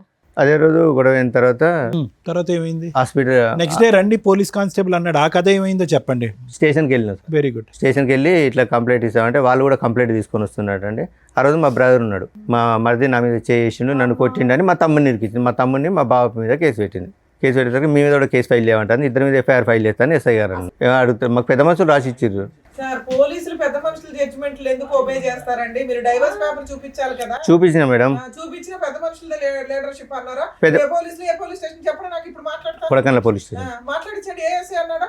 డైవర్స్ ఫోన్ చేసిన తర్వాత మీకు పెద్ద మనుషులుగా మీ ఫస్ట్ వారితో కలిసి ఉండమన్నారు, ఆ ఇంట్లో ఉండమని మీకు పోలీసులు చెప్పారా? ఎక్కడ వెళ్ళలేదండి. ఇప్పుడు పోలీసులు అంటే పోలీసులు ఆ ఇంట్లో ఉండమని మీ వైఫ్ చెప్పారా? చెప్పలేదు మేడం. మీరు ఏ విషయం క్లారిటీగా అంటే మాట్లాడారు? మీరు తీర్మానం ఇచ్చినందుకు ఆమె ఇంట్లో ఉంటుంది, ఇట్లా చేస్తాను. మరి ఏంది పరిస్థితి అంటే పెద్ద మనుషులు ఎస్ఐ గారికి ఏమన్నారంటే, సార్ ఇంకోసారి మేము రానివ్వము, ఎవరు అమ్మాయిని? ఆ అమ్మాయిని ఇంట్లోకి రానియమన్నాడు. అన్న తర్వాత కూడా ఇప్పుడు 3 times వచ్చింది. అది వేరే. పెద్ద మనుషులు పంచాయతీలు పనికిరావు అనేది క్లారిటీ వచ్చింది. మీకు ఎస్ఐ కూడా చెప్పాడు, మీరెవరు జడ్జిమెంట్లు ఇవ్వడానికి పక్కకి వెళ్ళండి అని. సరే సార్ ఇంకోసారి ఎట్లాంటి బోడి పెత్తనాలు చేయమని పెద్ద మనుషులు అన్నారు, అంతేనా? నుంచి రానివ్వం అన్నారు. వాళ్ళు సైడ్ అయ్యారు, ఆ జడ్జిమెంట్ సైడ్ అయ్యింది. మీ వైపు అయినా లెక్క చేయకుండా వస్తుంది. ఇప్పుడు చిన్న చిన్న వాటికి మొన్న ఇప్పటికీ వస్తూనే ఉంది. పోలీస్ స్టేషన్ లో కేసులే వేసారు. నస తప్ప ఏమీ లేదు ఇందులో. అంటే మధ్యరాత్రి కొట్టడానికి కొడితే నా హ్యాండ్ ఇరిగింది, మమ్మీకి తలకాయ కలిగింది. అయినా మీ కేసు తీసుకోరు, అలాగే వాళ్ళు వేసిన కేసులు తీసుకోలేదు. ఈ నస మీకు నడుస్తానే ఉంది. మిమ్మల్ని నమ్ముకొని వచ్చిన సెకండ్ వైఫ్ అయితే మీకు కష్టాలు పడతానే ఉంది. ఇప్పుడు ఇక్కడికి ఎందుకు వచ్చారు? ఇక్కడికి ఎందుకు వచ్చారంటే మొన్న రీసెంట్ గా ఒక 3 months బ్యాక్ మా పాప ఇంట్లో నుంచి వెళ్ళిపోయింది. పెద్ద అమ్మాయి వాళ్ళు హరాచి చేసి వెళ్ళిపోయిందా, వాళ్ళు దాచి పెట్టారో తెలియదు. తెలుగుంటే నాకు ఫోన్ చేశారు. ఎవరు ఫోన్ చేశారు? పోచారం PS నుంచి ఎస్ఐ గారు ఫోన్ చేశారు. మీ అమ్మాయి మిస్ అయింది, మీ దగ్గరకు వచ్చిందని. నా ఫోన్ పని చేయకుంటే అసలు మీ అమ్మాయితో మాట్లాడుతున్నారు? ఎంత పెద్ద పంచాయతీ పెట్టిన అమ్మాయిని మాట్లాడుతుంది, మీతో మాట్లాడుతుంది. మీ అమ్మాయి వెళ్ళిపోయింది, మీ దగ్గరికి వచ్చిందట, ఇట్లా వచ్చి కంప్లైంట్ ఇచ్చారంటే మా మదర్ ఉంటే నా దగ్గర రాలేదు, మీ అబ్బాయి ఎక్కడ ఉంటే మా అబ్బాయి నా కాంటాక్ట్లో లేడు, మాకు తెలియదు అన్నారు. మధ్యరాత్రి 12 o'clock పోలీసులను తీసుకొని వాళ్ళ దగ్గర ఉంటారని కానిస్టేబుల్ తీసుకొని మా చెల్లె వాళ్ళ ఇంటికి సోదాకు వచ్చింది. 12 గంటలకు వస్తే మా బాబాయ్ ఆయన తిట్టడం, ఈ నైట్ 12 o'clock ఏందండి పిటిషనర్ని పట్టుకుని మా ఇంటికి వచ్చేది ఏంటంటే మా బావ వాళ్ళ ఫ్రెండ్ ఒక అన్నాడు. అంటే మైనర్ అమ్మాయి కాబట్టి ఎవరో మైనర్ కాబట్టి తండ్రి సంరక్షణ ఉండాలి, సో ఎవరో ఒకరు ఉండాలంటే తర్వాత ఆ రోజు 3 o'clock పాప మా మదర్కి ఫోన్ చేసింది. నానమ్మ నేను ఇక్కడ హన్మకొండ బస్ స్టాండ్లో ఉన్నాను, నన్ను ఇట్లా టార్చర్ పెడతారు, చిత్రహింసలు పెడతారు, నేను ఉండను, అందుకే ఇంట్లోకి పారిపోయినా, నేను ఆమెకు ఉండు ఎవరు ఇష్టం. నుంచి పారిపోవడం ఎందుకు? మీకు ఫోన్ చేసి మీ దగ్గరకు వచ్చేయచ్చుగా. అదే. అది తెలివితే అట్లా ఎందుకు ఎవరు అసలుకే? పెడుతున్నారు టార్చర్? వాళ్ళ అమ్మును వాళ్ళ మామ మొన్న రీసెంట్గా వాళ్ళ మామ ఇంట్లో ఫ్రెండ్స్ తోటి పార్టీకి ఏదో బర్త్డే ఫంక్షన్ ఉంటే వెళ్ళిందట. 5 o'clock వచ్చేది 7 o'clock వచ్చిందట. ఎక్కడికి వెళ్ళావని బెల్ట్ తీసుకొని కొట్టి బూట్ కాలుతో అన్నట ఫోన్ చేసి చెప్తుంది. మా ముందు మానటిస్తుంది. మీ అమ్మాయి ముదురు తెలివితే అట్లా మాకు అర్థం అవుతున్నాయి. ఏ పని చేసిందో మామ, ఇప్పుడు నువ్వు లేవు అక్కడ, మేనమామ కంట్రోల్ పెట్టాలి, పెట్టాడు. ఇగో ఇట్లాగే ఉంటాయి భార్యాభర్తలు విడిపోతే. ఆడపిల్లలు కానీ మగపిల్లలు కానీ టీనేజర్స్ ఇది ఒక డ్రామా. వాళ్ళకి ఫుట్బాల్ ఆడుకుంటారు పేరెంట్స్ని, వాళ్ళ క్యారెక్టర్లే పోతాయి. విడిపోయేటప్పుడు ఒక 100 సార్లు ఆలోచించండి. చెప్పండి. ఆవిడ దృష్టిలో ఆవిడ వాడుకుంటుంది, మీకు అవసరం వచ్చినప్పుడు మీరు వాడుకుంటున్నారు ఆ పిల్లని. ఇప్పుడు వాళ్ళ బ్రదర్ తోటి మాకు ప్రాణహాని ఉందా? ప్రాణహాని మేడం. పోలీస్ స్టేషన్లో మీ అడ్వకేట్ ప్రైవేట్ కంప్లైంట్ ఇవ్వచ్చు. ఉన్న ఇన్సిడెంట్లు అన్ని పెట్టి. ఇప్పుడు పెద్దమ్మాయి ఎక్కడ ఉంది నవీన్ గారు? వాళ్ళ దగ్గర ఉంది, వాళ్ళ దగ్గరే ఉంది. మళ్ళీ అక్కడే చేరింది ఆ అమ్మాయి. అక్కడే చేరింది. మీ దగ్గరకు వచ్చేస్తానని అనట్లేదు? వచ్చేసాను మాతో చెప్తుంది. అంటే ఇంట్లోంచి వెళ్ళిపోయేటప్పటికే, ఇంట్లోంచి బయటకు వెళ్ళినప్పుడే మీ అమ్మాయి మీకు ఫోన్ చేస్తుంది. వెళ్ళి స్టేషన్లో కంప్లైంట్ ఇవ్వాలి అంటే సరే ఇస్తారు డాడీ అంటుంది, ఇవ్వట్లేదు. సరే ఇప్పుడు ఇవన్నీ ఎందుకు? వాళ్ళు మీ దగ్గరకు వచ్చినప్పుడు ఏ నష్టం జరుగుద్దో పోలీసులు కంప్లైంట్ ఇవ్వడం, సర్దుకోవడం, మీ పని ఏదో మీరు చూసుకోవచ్చు. ఎందుకు వాళ్ళ ఇంట్లో ఏం జరుగుతుంది ఈ నష్టం ఎందుకు మీకు? ఎవరింట్లో? మీకు డైవర్స్ వచ్చినాయి, అయిపోయాయి. పెద్ద మనుషులు ఏదో పిలిచారు, అది క్లియర్ అయిపోయింది. 4 పీకారు, అది క్లియర్ అయిపోయింది. ఇప్పుడు మీ సెకండ్ వైఫ్తో మీరు ప్రశాంతంగా ఉంటే అప్పుడప్పుడు ఏదో న్యూస్ జరిగిద్ది, దాని మీద అడ్వకేట్ చూసుకుంటారు, పోలీసులు చూసుకుంటారు. దీన్ని ఎందుకు ఇంత రోజు అమ్మాయి ఏం చేస్తుంది, వస్తుందా రాదా, భార్య ఏం చేస్తుందా, వస్తుందా రాదా, ఇంటి మీద బామ్మర్ది ఏం చేస్తాడు, వస్తాడా, 4 వేసుకొని రారా, ఇదెందుకు ఇంత ఆలోచిస్తున్నారు మీరు? మీకు మీ ఫస్ట్ వైఫ్ మీద ఏమన్నా ఫీలింగ్స్ ఇప్పటికీ ఉన్నాయా? లేవు, ఫుల్ స్టాప్. మీ పెద్ద అమ్మాయి మీద మీకు ఏమన్నా అమ్మాయి కావాలి అనేటటువంటిది ఉందా? ఆ అమ్మాయి అక్కడ హెరాస్ తల్లిలాగా లైఫ్ నాశనం అవుతుందేమో అని ఆ అమ్మాయిని సేవ్ చేయాలనుకుంటున్నారు? మిమ్మల్ని నమ్ముకుని వచ్చిన సెకండ్ వైఫ్ మీద మీకేమీ లేదా? ఉన్నది మేడం. ఏమంటండి, ఏమన్నా ఉందా? మాకే కోపం వస్తుంది. సెకండ్ వైఫ్కి రావాలి అసలు. ఏంది తింగరగాడిని ఎట్లా పెట్టుకుని కవర్ చేస్తున్నామని సెన్స్ ఉందా? ఉన్నప్పుడు భార్య క్యారెక్టర్ లేదని అంటున్నారు, క్యారెక్టర్ లేని భార్య కావాలంటున్నారు. కూతురేమో ఒకసారి నాకు ఫేవర్, ఒకసారి అమ్మకి ఫేవర్ అంటున్నారు. వాళ్ళు వద్దు అనుకుని డైవర్స్ చేశారు, వచ్చేసింది. అయినా ట్రై చేశారు, రాలేదు. వన్స్ మీరు పూర్తిగా క్లోజ్ అయిపోతున్నారు, వేరే అమ్మాయిని చేసుకొని అని తెలిసినాక ఆవిడ వచ్చినాక మిమ్మల్ని నమ్ముకొని ఒక అమ్మాయి వచ్చి విత్ క్యారెక్టర్తో వచ్చి మీ పక్కన కూర్చున్నప్పుడు ఆవిడకి ఎక్కువ ఇంపార్టెన్స్ ఇచ్చుకోవాలి సెకండ్ వైఫ్కి. ఈ అమ్మాయిది చిన్న నసలు కొన్ని రోజులు జరుగుతాయి, ఆ నసలేవో క్లియర్ చేసుకోవాలా, ఊరుకోవాలా. స్టిల్ ఇప్పటికీ తవ్వుకుంటున్నారు మీరు ఇదే పనిగా. సంపాదించేది పావల, పంచాయతీలు 100. సరే ఓకే, ఇక్కడికి ఎందుకు వచ్చారు? ఇప్పుడు నా అడ్రస్ తెలుసుకోవడానికి ఏదో ఒకటి పాపని ఎర్రగా వాడుతుండ్రు, లేకపోతే అక్కడికి వెళ్ళి మా మమ్మీని అరెస్ట్ చేసి చేయొచ్చు కదా సార్, మీ చేతిలో ఉంది ఆయుధం, ఫోను. అంటే ఇంటికి వెళ్ళి మమ్మీని అరెస్ట్ చేస్తాను మేడం. మీ అమ్మగారు కంప్లైంట్ ఇస్తే అయిపోతుంది, చాలా కంప్లైంట్ ఇస్తే ఎస్ఐ సింపుల్ గారు పెద్ద మనుషులలో మాట్లాడుకుంటున్నారు అంటున్నారు కదా. అడ్వకేట్ని పెట్టుకుంటే ప్రైవేట్ కంప్లైంట్ అయిపోయాయి, సింపుల్ ప్రాసెస్. మీతో పాటు ఎవరైనా వచ్చారా? ఎవరు రాలే మేడం. వాళ్ళు కూడా నీతోటి మేము తిరగడం వల్ల వాళ్ళు కూడా మమ్మల్ని స్ట్రగుల్ చేస్తారని. యాక్చువల్లీ ఏంటంటే పెద్ద మనుషులు జరుగుతుంటే కూడా నా మీద అంటే మామూలుగా ఎంసీ కేసు వేసింది మేడం. అంటే ఇక్కడ మళ్ళీ పెద్ద మనుషులలో సెటిల్ చేసుకుంటే మళ్ళీ ఎంసీ తిరగాలని నేను ఫీజు కట్టట్లేదు మేడం. సార్ మీతో పాటు ఎవరైనా వచ్చారా? నా రెండో భార్య వచ్చింది మేడం. హలో అండి, మీ పేరు? శ్వేత మేడం. శ్వేత గారు. సో విన్నారు కదండి ఇప్పటివరకు ఏం చెప్పింది. సో మీరన్నా గట్టిగా ఏదో ఒకటి మాట్లాడొచ్చు కదా. అంటే ఇప్పుడు ఆయనకి కూతురు మీద ప్రేమ ఎక్కువ ఫస్ట్ నుంచి కూడా.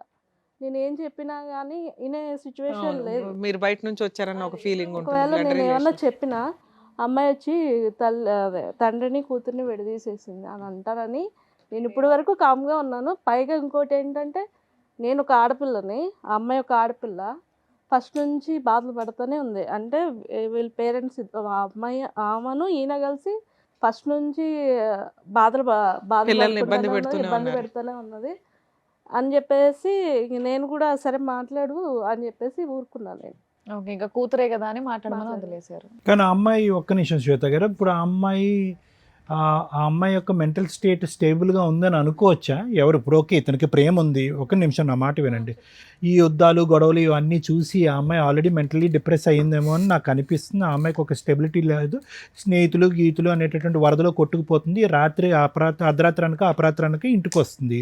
తిట్టినప్పుడు నాన్న గుర్తు వస్తున్నాడు, తిట్టినప్పుడు ఇంట్లో వాళ్ళు నిలదీనప్పుడు ఆ ఇంట్లో ఉంటుంది. నిజంగా ఆ అమ్మాయికి సపోర్టివ్గా ఇతను ముందుకు వెళ్ళాలి అంటే కనుక ఇతని లైఫ్ మీ లైఫ్ మీ కాపురం రిస్క్లో పడుతుంది. నేను అందుకే సార్ ఎస్, ఇప్పుడు ఈరోజు మీరు ఏంటంటే నేను ఒక ఆడపిల్ల గురించి నేను ఎలా మాట్లాడతాను, వచ్చిందంటే సవతి తల్లి వచ్చి సొంత కూతురిని దూరం చేస్తుంది అనేటటువంటి మాట దూరం మాట. ఈరోజు అతను ముందుకు వచ్చి ఫీజు కడతానన్నా, అతను వచ్చి ఆ అమ్మాయి సంరక్షణ తీసుకుంటానన్నా అంత సాఫీగా జరిగేటటువంటి అంశమా? ఫస్ట్ ఆఫ్ ఆల్ ఆ అమ్మాయి వస్తుందా? దామ్మ తలుపులు తీసే రా అంటే ఆ అమ్మాయి వస్తుందా? I don't think so. అక్కడ వాళ్ళ ఇంట్లో గర్జించినప్పుడు, నిలదీసినప్పుడు, ప్రశ్నించినప్పుడు నానా అని అంటుంది, ఆ తర్వాత షట్. ఇప్పుడు ఆ అమ్మాయి గురించి ఇతను అంటే తప్పుగా అనుకోకండి, కూతురు మీద ప్రేమ ఉంటే కనుక ఆ యుద్ధం ఇప్పుడు కాదు ఎప్పుడో మొదలవ్వాలి. ఎప్పుడో కూతురు గురించి యుద్ధం అనేది ఎప్పుడో మొదలవ్వాలి, అప్పుడు మొదలవ్వలేదు. ఎప్పుడైతే విడాకులు అయిందో ఆ అమ్మాయి ఎప్పుడైతే ఫోన్ చేసి నాన్న అంటం మొదలుపెట్టిందో, అమ్మో మా నాన్న నా కూతురు అక్కడ నలిగిపోతుంది అనేటటువంటి ఫీలింగ్లో వస్తున్నారు. నా గట్ ఫీలింగ్, నా అంతరాత్మ ఏం చెప్తుందంటే ఈ మొత్తం సినారియోలో ఒక టీనేజ్లో సైడ్ ట్రాక్ అయినటువంటి ఒక ఆడపిల్ల సిచ్యువేషన్ అడ్వాంటేజ్ తీసుకుంటుంది అన్నది నా అభిప్రాయం. సేమ్ ఇప్పుడు ఆ అమ్మాయి కాదు, ఆ అమ్మాయిని నువ్వే సంరక్షణ చూసుకో, ఆ అమ్మాయిని అమ్మ నువ్వు అక్కడే పెరిగావు, అక్కడే పుట్టావు, అక్కడే మీ అమ్మ దగ్గరే ఇంతకాలం ఉన్నది, నేను చూసింది నా మాత్రమే, ఒక తండ్రిగా నేను నీ మొహం చూసింది నా మాత్రమే, తల్లి అయినా ఎవరైనా అక్కడే నువ్వు చూసుకో అమ్మ అని చెప్పి మీరు వదిలేస్తే కనుక మీ సంసారం బాగుంటుంది. ఇప్పుడు ఏంటంటే ఇతను విడాకులు ఇచ్చాడు, సడన్గా ఇప్పుడు కూతురు సంరక్షణ అనేటువంటి ఆలోచన వచ్చేటప్పటికి 2 పడవల మీద కాలు వేసేటప్పటికి అక్కడ తల్లికి మామకే అగ్గుల మీద గుగ్గులం అవుతున్నారు, ఈ అమ్మాయిని ట్రాప్ చేస్తున్నారు మీరు అనేటటువంటి ఫీలింగ్తో. అంతే కదా శ్వేత గారు, అదే కదా ఇక్కడ సబ్జెక్టు. లేదంటే ఆ అమ్మాయి ఎందుకు ఇక్కడికి వస్తుంది పదే మీ భార్య విడాకులు అయిన తర్వాత? సరే సార్, ఇక్కడికి ఎందుకు వచ్చారు మీరు? ఏం కావాలని వచ్చారు? మేము అంటే ఇక్కడ హైదరాబాద్లో ఉంటాము, అత్తయ్య గారు ఊర్లో ఉంటారు. మేము దొరకట్లేదు అని చెప్పి వెళ్ళి అత్తయ్య గారిని కొట్టుడు, పిల్లలు లేకపోతే పెద్దమ్మాయి కూడా చెప్పు తీసుకొని కొట్టంటే చెప్పు తీసుకొట్టుడు. ఎందుకమ్మా ఏమని చెప్పి కొడుతున్నారు పెద్దవాడిని? డబ్బులు అడిగిపో. అదే డబ్బులా? డబ్బులు అడిగిపో. మెయింటెనెన్స్ కాదు మేడం, అదే డబ్బులు అంతే. డబ్బు ఎంతో కొంత, ఏదో ఎంతో కొంత. ఫీజులు కూడా కాదు, వాళ్ళు ఖర్చులకి డబ్బులు అడిగిపో. నువ్వు ఎందుకు కొట్టావు, నువ్వు ఎందుకు ఇయ్యో అని చెప్పేసి పెద్ద పాప వెళ్ళి, చిన్నదంటే తెలీదు తనకి, పెద్దది వెళ్ళి కొట్టుకుపో అంటే వెళ్ళి కొట్టడం. మరి అదే పాప నాయనమ్మ నేను ఇక్కడ ఉన్నాను, బస్ స్టాండ్ లో ఉంది, నా పరిస్థితి బాగాలేదని చెప్పి ఫోన్ చేసి. ఇప్పుడు మా నంబర్స్ ఏం లేవు తన దగ్గర సార్ మాకు చేయడానికి. నాయనమ్మే హెల్ప్ కోరినటువంటి అమ్మాయి ఈ రోజు నాయనమ్మని కొడుతుందని అంటున్నారు కదా. అంతకుముందు సార్, అంతకుముందు నాయనమ్మ కొట్టుపో అంటే కొట్టడం మానేసి ఇంటికి రావడం మానేసి ఎంతకాలం అయింది? ఏదో వస్తూనే ఉన్నారు మేడం వాళ్ళు. అంటే కొట్టడం లేదు, అంటే మీరు ఎక్కడ ఉన్నారో తెలియక అక్కడ attack చేస్తున్నారు. 2 months ఒకసారి వచ్చి ఏం చేస్తారు? వచ్చింది 2 days ఉంటుండ్రు వెళ్ళిపోతుంది. పిల్లలేనా ఆవిడ కూడా? ఆవిడే వస్తుంది. వస్తారు మేడం. అప్పుడు ఏం చేస్తున్నారు ఇంట్లో వంట ఎవరు చేస్తున్నారు? వాళ్ళే చేసుకుంటారు. వాళ్ళు చేసేసుకుని వాళ్ళ వరకు ఉండి వాళ్ళ వరకు మళ్ళీ సర్దుకొని శ్వేత గారు ఆ 2 days ఎలా నడుస్తుందమ్మా? ఆ 2 days ఎలా నడుస్తుంది? అది తెలీదు సార్ నాకు. కాదు మీ ఇంటికి వస్తుంది ఆవిడ, పిల్లలతో పాటు వస్తుంది. వీళ్ళకి తెలియదు, వాళ్ళ అత్తగారు ఉండరు. సాటర్డే సండే మమ్మీ ఉండదు. మా సిస్టర్ ఇప్పుడు 8 months క్యారింగ్ మేడం, ఇక్కడికి వస్తుందండి. మమ్మీ లేనప్పుడు వస్తుంది, ఓకే, ఓన్లీ ఫెస్టివల్స్ చూసుకొని వస్తుంది. ఓకే, ఆ టైంలో మీ అమ్మగారు ఎక్కడ ఉంటారు? సిస్టర్ దగ్గరకు వస్తుంది. లేదంటే ఉన్న ఊర్లోనే అమ్మమ్మ వాళ్ళ ఇంటికాడ ఉంటారు. ఇల్లు ఎంత వాల్యూ చేస్తుంది? ఎవరి పేరు మీద ఉంది? మా ఫాదర్ మా మమ్మీ పేరు మీద. ఎంత వాల్యూ చేస్తుందండి? ప్రజెంట్ ఒక 6-7 lakhs. సరే సార్, మీకు ఈ హెరాస్మెంట్లు ఇవి ఉన్నాయి, ఏం చేస్తే బెటర్, ఎలా వెళ్తే బెటర్? ఓకే, అది సార్ పాప ఒకసారి మాట్లాడి అసలు ఆ సిచ్యువేషన్ ఏంటి, వస్తే మా దగ్గర ఉంటే మంచిగా ఉండి వాళ్ళకి మాకు సంబంధం లేదు, నేను మా డాడీతో ఉంటాను అంటే తీసుకుంటాము, లేదు నేను అక్కడే ఉంటాను అని అంటే పర్మనెంట్ సెటిల్మెంట్ చేసేసుకుందాం, వాళ్ళకి మాకు సంబంధం లేకుండా. అది సార్ ఇప్పుడు ఎందుకంటే ఇవన్నీ విషయాలు అక్కడ విలేజ్ లో దాచిపెడుతున్నారు. వాళ్ళ పెద్ద మనుషులు వీళ్ళు వాళ్ళ దగ్గర డబ్బు వెళ్ళకపోతే పెద్ద మనుషుల్లోకి మిమ్మల్ని కులం నుంచి వెళ్ళేస్తాము, మీరు కులానికి అదేంటి మీకు ఏదన్నా అంటే సమ్ ఇష్యూ వచ్చినా ఏమన్నా జరిగినా ఏదన్నా అయినా మేము మీ ఇంటికి రాము అని చెప్పేసి. నవీన్ గారు డైవర్స్ దాంట్లో పిల్లలకి ఏం చేయాలని కండిషన్స్ ఉన్నాయి? ఏం ఉండవు సార్, ఎక్స్పర్ట్ ఆర్డర్స్ కదా. అంతే madam. Okay, she is not happy about the. అది సార్ విన్నారు కదా, మీరేమంటారు మేడం ఈ ఇష్యూలో శ్వేత గారు, నవీన్ గారు, ఇది చాలా చాలా సాగుతున్నటువంటి కేసు. యూజువల్గా మనం ఏమనుకుంటామంటే కనుక మేము కానీ చూసేటటువంటి ప్రేక్షకులు కానీ అమ్మ డైవర్స్ అయిపోయింది ఇంకా ఎక్కడితో అయిపోయింది మీరిద్దరు హ్యాపీగా, అది ఇతని దురదృష్టం అనుకోవాలా మీ నరకం అనుకోవాలా నాకు తెలియదు, కానీ డివోర్స్ అయిపోయింది కదా అంత హ్యాపీగా ఉంది పేపర్స్ వచ్చినాయి కదా ఇతను చేసుకుంటే సేఫ్ అన్నట్టుగా మీకు తప్పుగా అనుకో. మీకు మ్యారేజ్ అయిందమ్మా ఇంతకుముందు? అది అయిపోయి అదంతా క్లోజ్ అయిపోయింది, అదంతా హ్యాపీగానే ఉంది, మీ సైడ్ ఏం ట్రబుల్ లేదు, మీకు అక్కడి నుంచి ఏం చిల్డ్రన్ లేరు మీకు. ఓకే, ఇప్పుడు ఏంటంటే అందరికంటే ఇక్కడ అన్నిటికంటే నాకు చూడవలసింది బాధగా ఎవరికి ఉందంటే మీ గురించి నాకు బాధగా ఉంది శ్వేత గారు. ఆల్మోస్ట్ ఇది 2.5 years బట్టి మీరు సఫర్ అవుతున్నారు కదా, 2 years బట్టి 2 years బట్టి సఫర్ అవుతున్నారు. అంతా క్లోజ్ అయింది కదా హ్యాపీగా ఉందాం, నాకంటూ ఏ రెస్పాన్సిబిలిటీ లేదు, ఇతనితో కొత్త జీవితం ప్రారంభిద్దాం అంటే కనుక డివోర్స్ అయిపోయినటువంటి పెళ్ళం వచ్చి భార్య వచ్చి ఇప్పటికీ కూడా ఇబ్బంది పెట్టేటటువంటి దురదృష్టకరమైన పరిస్థితి చాలా రేర్గా చూస్తాం. నా వరకు అయితే లాయర్ మేడం చాలా చూస్తుంటారు కానీ చాలా రేర్గా చూస్తాం. అయితే ఇదేంటంటే ఇక్కడ తప్పుగా అనుకోకండి అమ్మ, ఇక్కడ నవీన్ గారిది కూడా తప్పు ఉంది శ్వేత గారు. ఇక్కడ ఏంటంటే కర్ర ఎరగదు పాము చావదు అన్నట్టుగా ఈ దరిద్రంగా ఇంత అంటే ఎంత దరిద్రంగా ఉందంటే ఇది ఒక పక్క నుంచి పిల్లలు నాశనం అయిపోతున్నారు. ఆ అమ్మాయిలు ఇద్దరు కూడా వాళ్ళ మెంటాలిటీ ఏంటి, వాళ్ళ వ్యక్తిత్వాలు ఏంటి, వాళ్ళు చదువుకుంటున్నారా లేదంటే ఆస్తుల గురించి పోరాడుతున్నారా, దండయాత్ర చేస్తున్నారా, నాయనమ్మ ఇంటి మీద దండయాత్ర చేస్తున్నారా, లేదంటే దొరికితే మీ ఇళ్ళ మీద దండయాత్ర చేస్తున్నారా, అక్కడ తల్లి మామయ్యతో చేతులు కలిపి ఈరోజు వాళ్ళ జీవితాలు ఎటుపోతున్నాయి అనేటువంటి గత్తెప్పినటువంటి పరిస్థితిలో వాళ్ళు ఉన్నారు ఈరోజు. ఎందుకు ఈరోజు నవీన్ గారు ఇప్పుడు ఎందుకంటే ఆవిడతో మనం మాట్లాడలేదు, ఆవిడ ఉద్దేశం ఏంటి, ఆవిడ ఎవరితో ఎటువంటి సంబంధం పెట్టుకుంది అనేటటువంటి అంశం ఈరోజు ఇతను చెప్పినటువంటి దాన్ని బట్టి మనం వీ కెనాట్ డిక్లేర్ చేయటం కూడా కాదు. ఆవిడతో మాట్లాడదామని ప్రయత్నం చేసేటప్పటికి ఆవిడ ఫోన్ మాట్లాడటానికి అంగీకరించలేదు. ఇక నవీన్ గారిని ఎందుకు నేను తప్పుపడుతున్నాను అంటే 3 అంశాలు.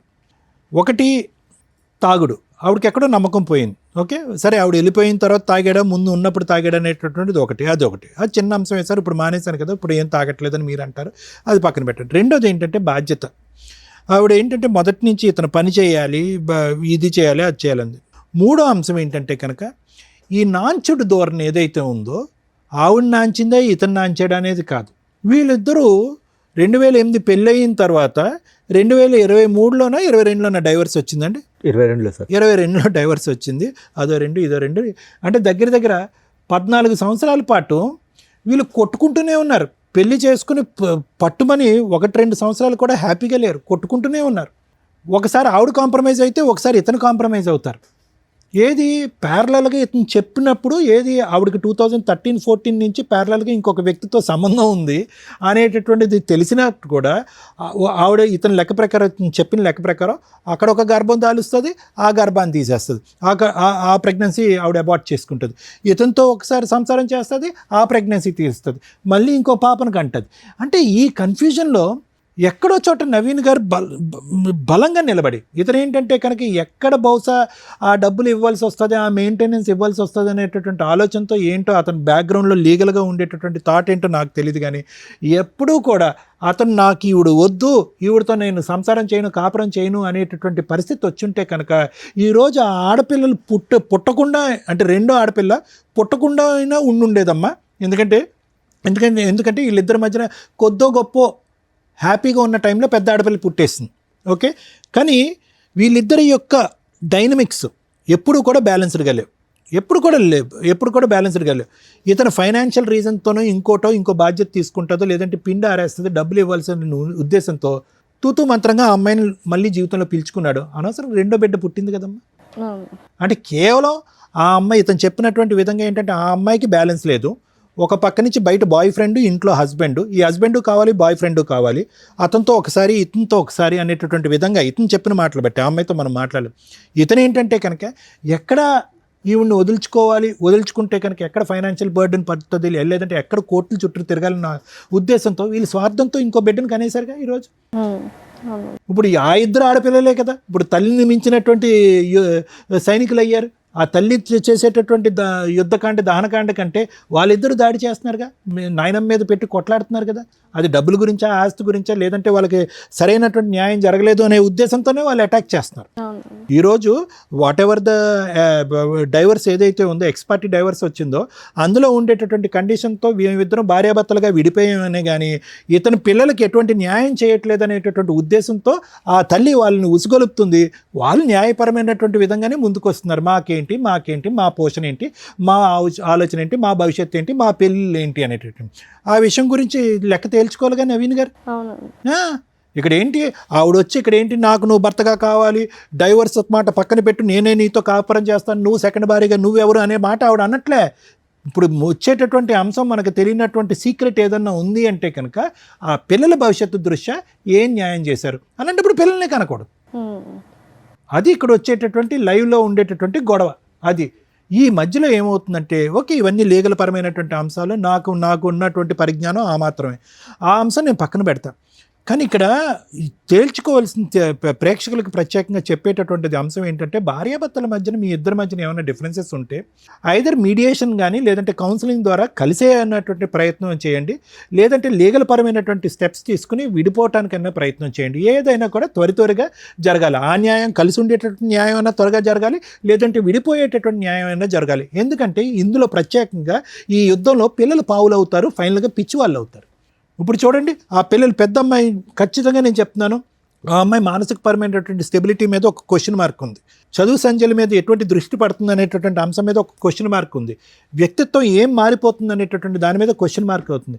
ఎందుకంటే ఉదయం లేచిన దగ్గర నుంచి సాయంత్రం వాళ్ళకి ఫుల్ టైం ఎజెండా ఏదన్నా ఉంది అంటే తండ్రి ఎక్కడ ఉన్నాడు, ఆ అమ్మాయి పెళ్లి చేసుకున్న శ్వేత ఎక్కడుంది, వాళ్ళిద్దరు దొరుకుతారా, లేదంటే వాళ్ళు దొరకనప్పుడు ఆ ఇంటి మీద దాడి చేద్దాం, మాకేం రావాల్సినటువంటిది కరెక్టే, వాళ్ళు ఫైట్ చేసేటటువంటిది బహుశా వాళ్ళ ఆడపిల్లలు ఫైట్ చేసేటటువంటి దాంట్లో న్యాయం ఉందండి. ఎందుకంటే మీరిద్దరు సుఖ సంతోషాలని సింపుల్గా డైవర్స్ వచ్చేసింది, మీరిద్దరు హ్యాపీగా ఉన్నారు, రేపో మాపో మీకు ఒక పిల్లో పుడుతుంది, మా పరిస్థితి ఏంటి అనేటటువంటి అభద్రత గురించి మాట్లాడుతున్నారు ఆ పిల్లలు. దానివల్ల వాళ్ళు మానసికంగా డిజాస్టర్ అయిపోతున్నారు. దాంతోపాటు ఏంటంటే వాళ్ళ అమ్మ ఒక పక్క నుంచి వాళ్ళ మావయ్య ఒక పక్క నుంచి వాళ్ళిద్దరు బ్రెయిన్లో ఫీడింగ్ ఇచ్చేటప్పటికి ఇద్దరు ఆడపిల్లల యొక్క మానసిక పరిస్థితి కంప్లీట్గా ఇంబ్యాలెన్స్ అయింది. సో నా వరకు ఏంటంటే ఎవరైనా కూడా దయచేసి పిల్లల మీద ఇటువంటి ప్రభావం పడేంత వరకే యాజ్ ఇట్ ఈస్ టీనేజ్లో ఉండేటటువంటి ఆడపిల్లలైనా అబ్బాయిలైనా వాళ్ళ యొక్క ఎడ్రినర్జిక్ రెస్పాన్స్ వల్ల వాళ్ళు కొద్దిగా హైపర్గానే ఉంటారు, అడ్వెంచరస్గానే ఉంటారు, ఛాలెంజింగ్గానే ఉంటారు, స్టబర్న్గా ఉంటారు, మొండిగా. ఇవన్నీ కూడా హార్మోన్ పరమైనటువంటి మార్పు. కానీ అది 30% అయితే కనుక ఇటువంటి మానసిక పరిస్థితి క్రియేట్ చేసేటటువంటి తల్లిదండ్రులు మన స్వార్థపూరితమైనటువంటి ఆలోచనల గురించి ఈరోజు అమ్మాయి ఖచ్చితంగా డబుల్ గేమ్ ఆడట్లే. పెద్ద అమ్మాయి ఇంట్లో వాళ్ళ అమ్మ నాన్న గర్జించినప్పుడు లేదంటే వాళ్ళ అమ్మని మామయ్య గర్జించినప్పుడు ఒక విధంగా. సో నేను అనేది అంటే అది ఒక అంశం అండి నేను ప్రత్యేకంగా చెప్పేది. రెండోది ఏంటంటే ఇప్పటికీ కూడా నాకు తెలిసినటువంటి కొద్దిపాటి పరిజ్ఞానంతో నవీన్ గారు ఈరోజు ఖచ్చితంగా మీరు అనుకుంటే కనుక ఇది ఈజీగా తేల్చుకోవచ్చు, ఇది పెద్ద కష్టం కాదు. మీరు కూడా ధైర్యంగా వెళ్ళి పోలీస్ స్టేషన్లో అనవసరంగా డైవర్స్ అయిపోయిన తర్వాత మా భార్య వచ్చి మా మీద హెరాస్ చేస్తుంది, పిల్లల ద్వారా మా మీద దాడి చేపిస్తుంది అనేటటువంటి విధంగా మీరు పోలీస్ స్టేషన్లో కేసు పెడితే కనుక ఇది ఎక్కడో చోట గీత గీయచ్చు. కానీ మీకున్న భయం ఏంటంటే బహుశా ఇక్కడ ఏంటంటే ఎంతో కొంత లెక్క చెప్పో ఫైనాన్షియల్గా వాళ్ళకి ఒక అడ్వాంటేజ్ ఇచ్చో లేదంటే ఒక భవిష్యత్తు పరమైనటువంటి ఒక గ్యారంటీ ఇచ్చో మీరు బయటపడాలి. దానికి మీరు మెంటల్గా ప్రిపేర్ అవ్వలేదు. పెద్ద పాప పాడైపోతుంది, అక్కడ హెరాస్మెంట్ గురవుతుంది, వాళ్ళ అమ్మ దారిలో నడుస్తుంది కాబట్టి నేను పెద్ద పాప మీద జాలి చూపెడుతున్నానంటే కన్న కూతురు కాబట్టి మీకు ఆ ఫీలింగ్ ఉంటుంది. కానీ అది ఇక్కడ ప్రయారిటీగా మాట్లాడవలసినటువంటి అంశం కాదు, అది మనస్ఫూర్తిగా మీ ఆలోచన కూడా కాదు.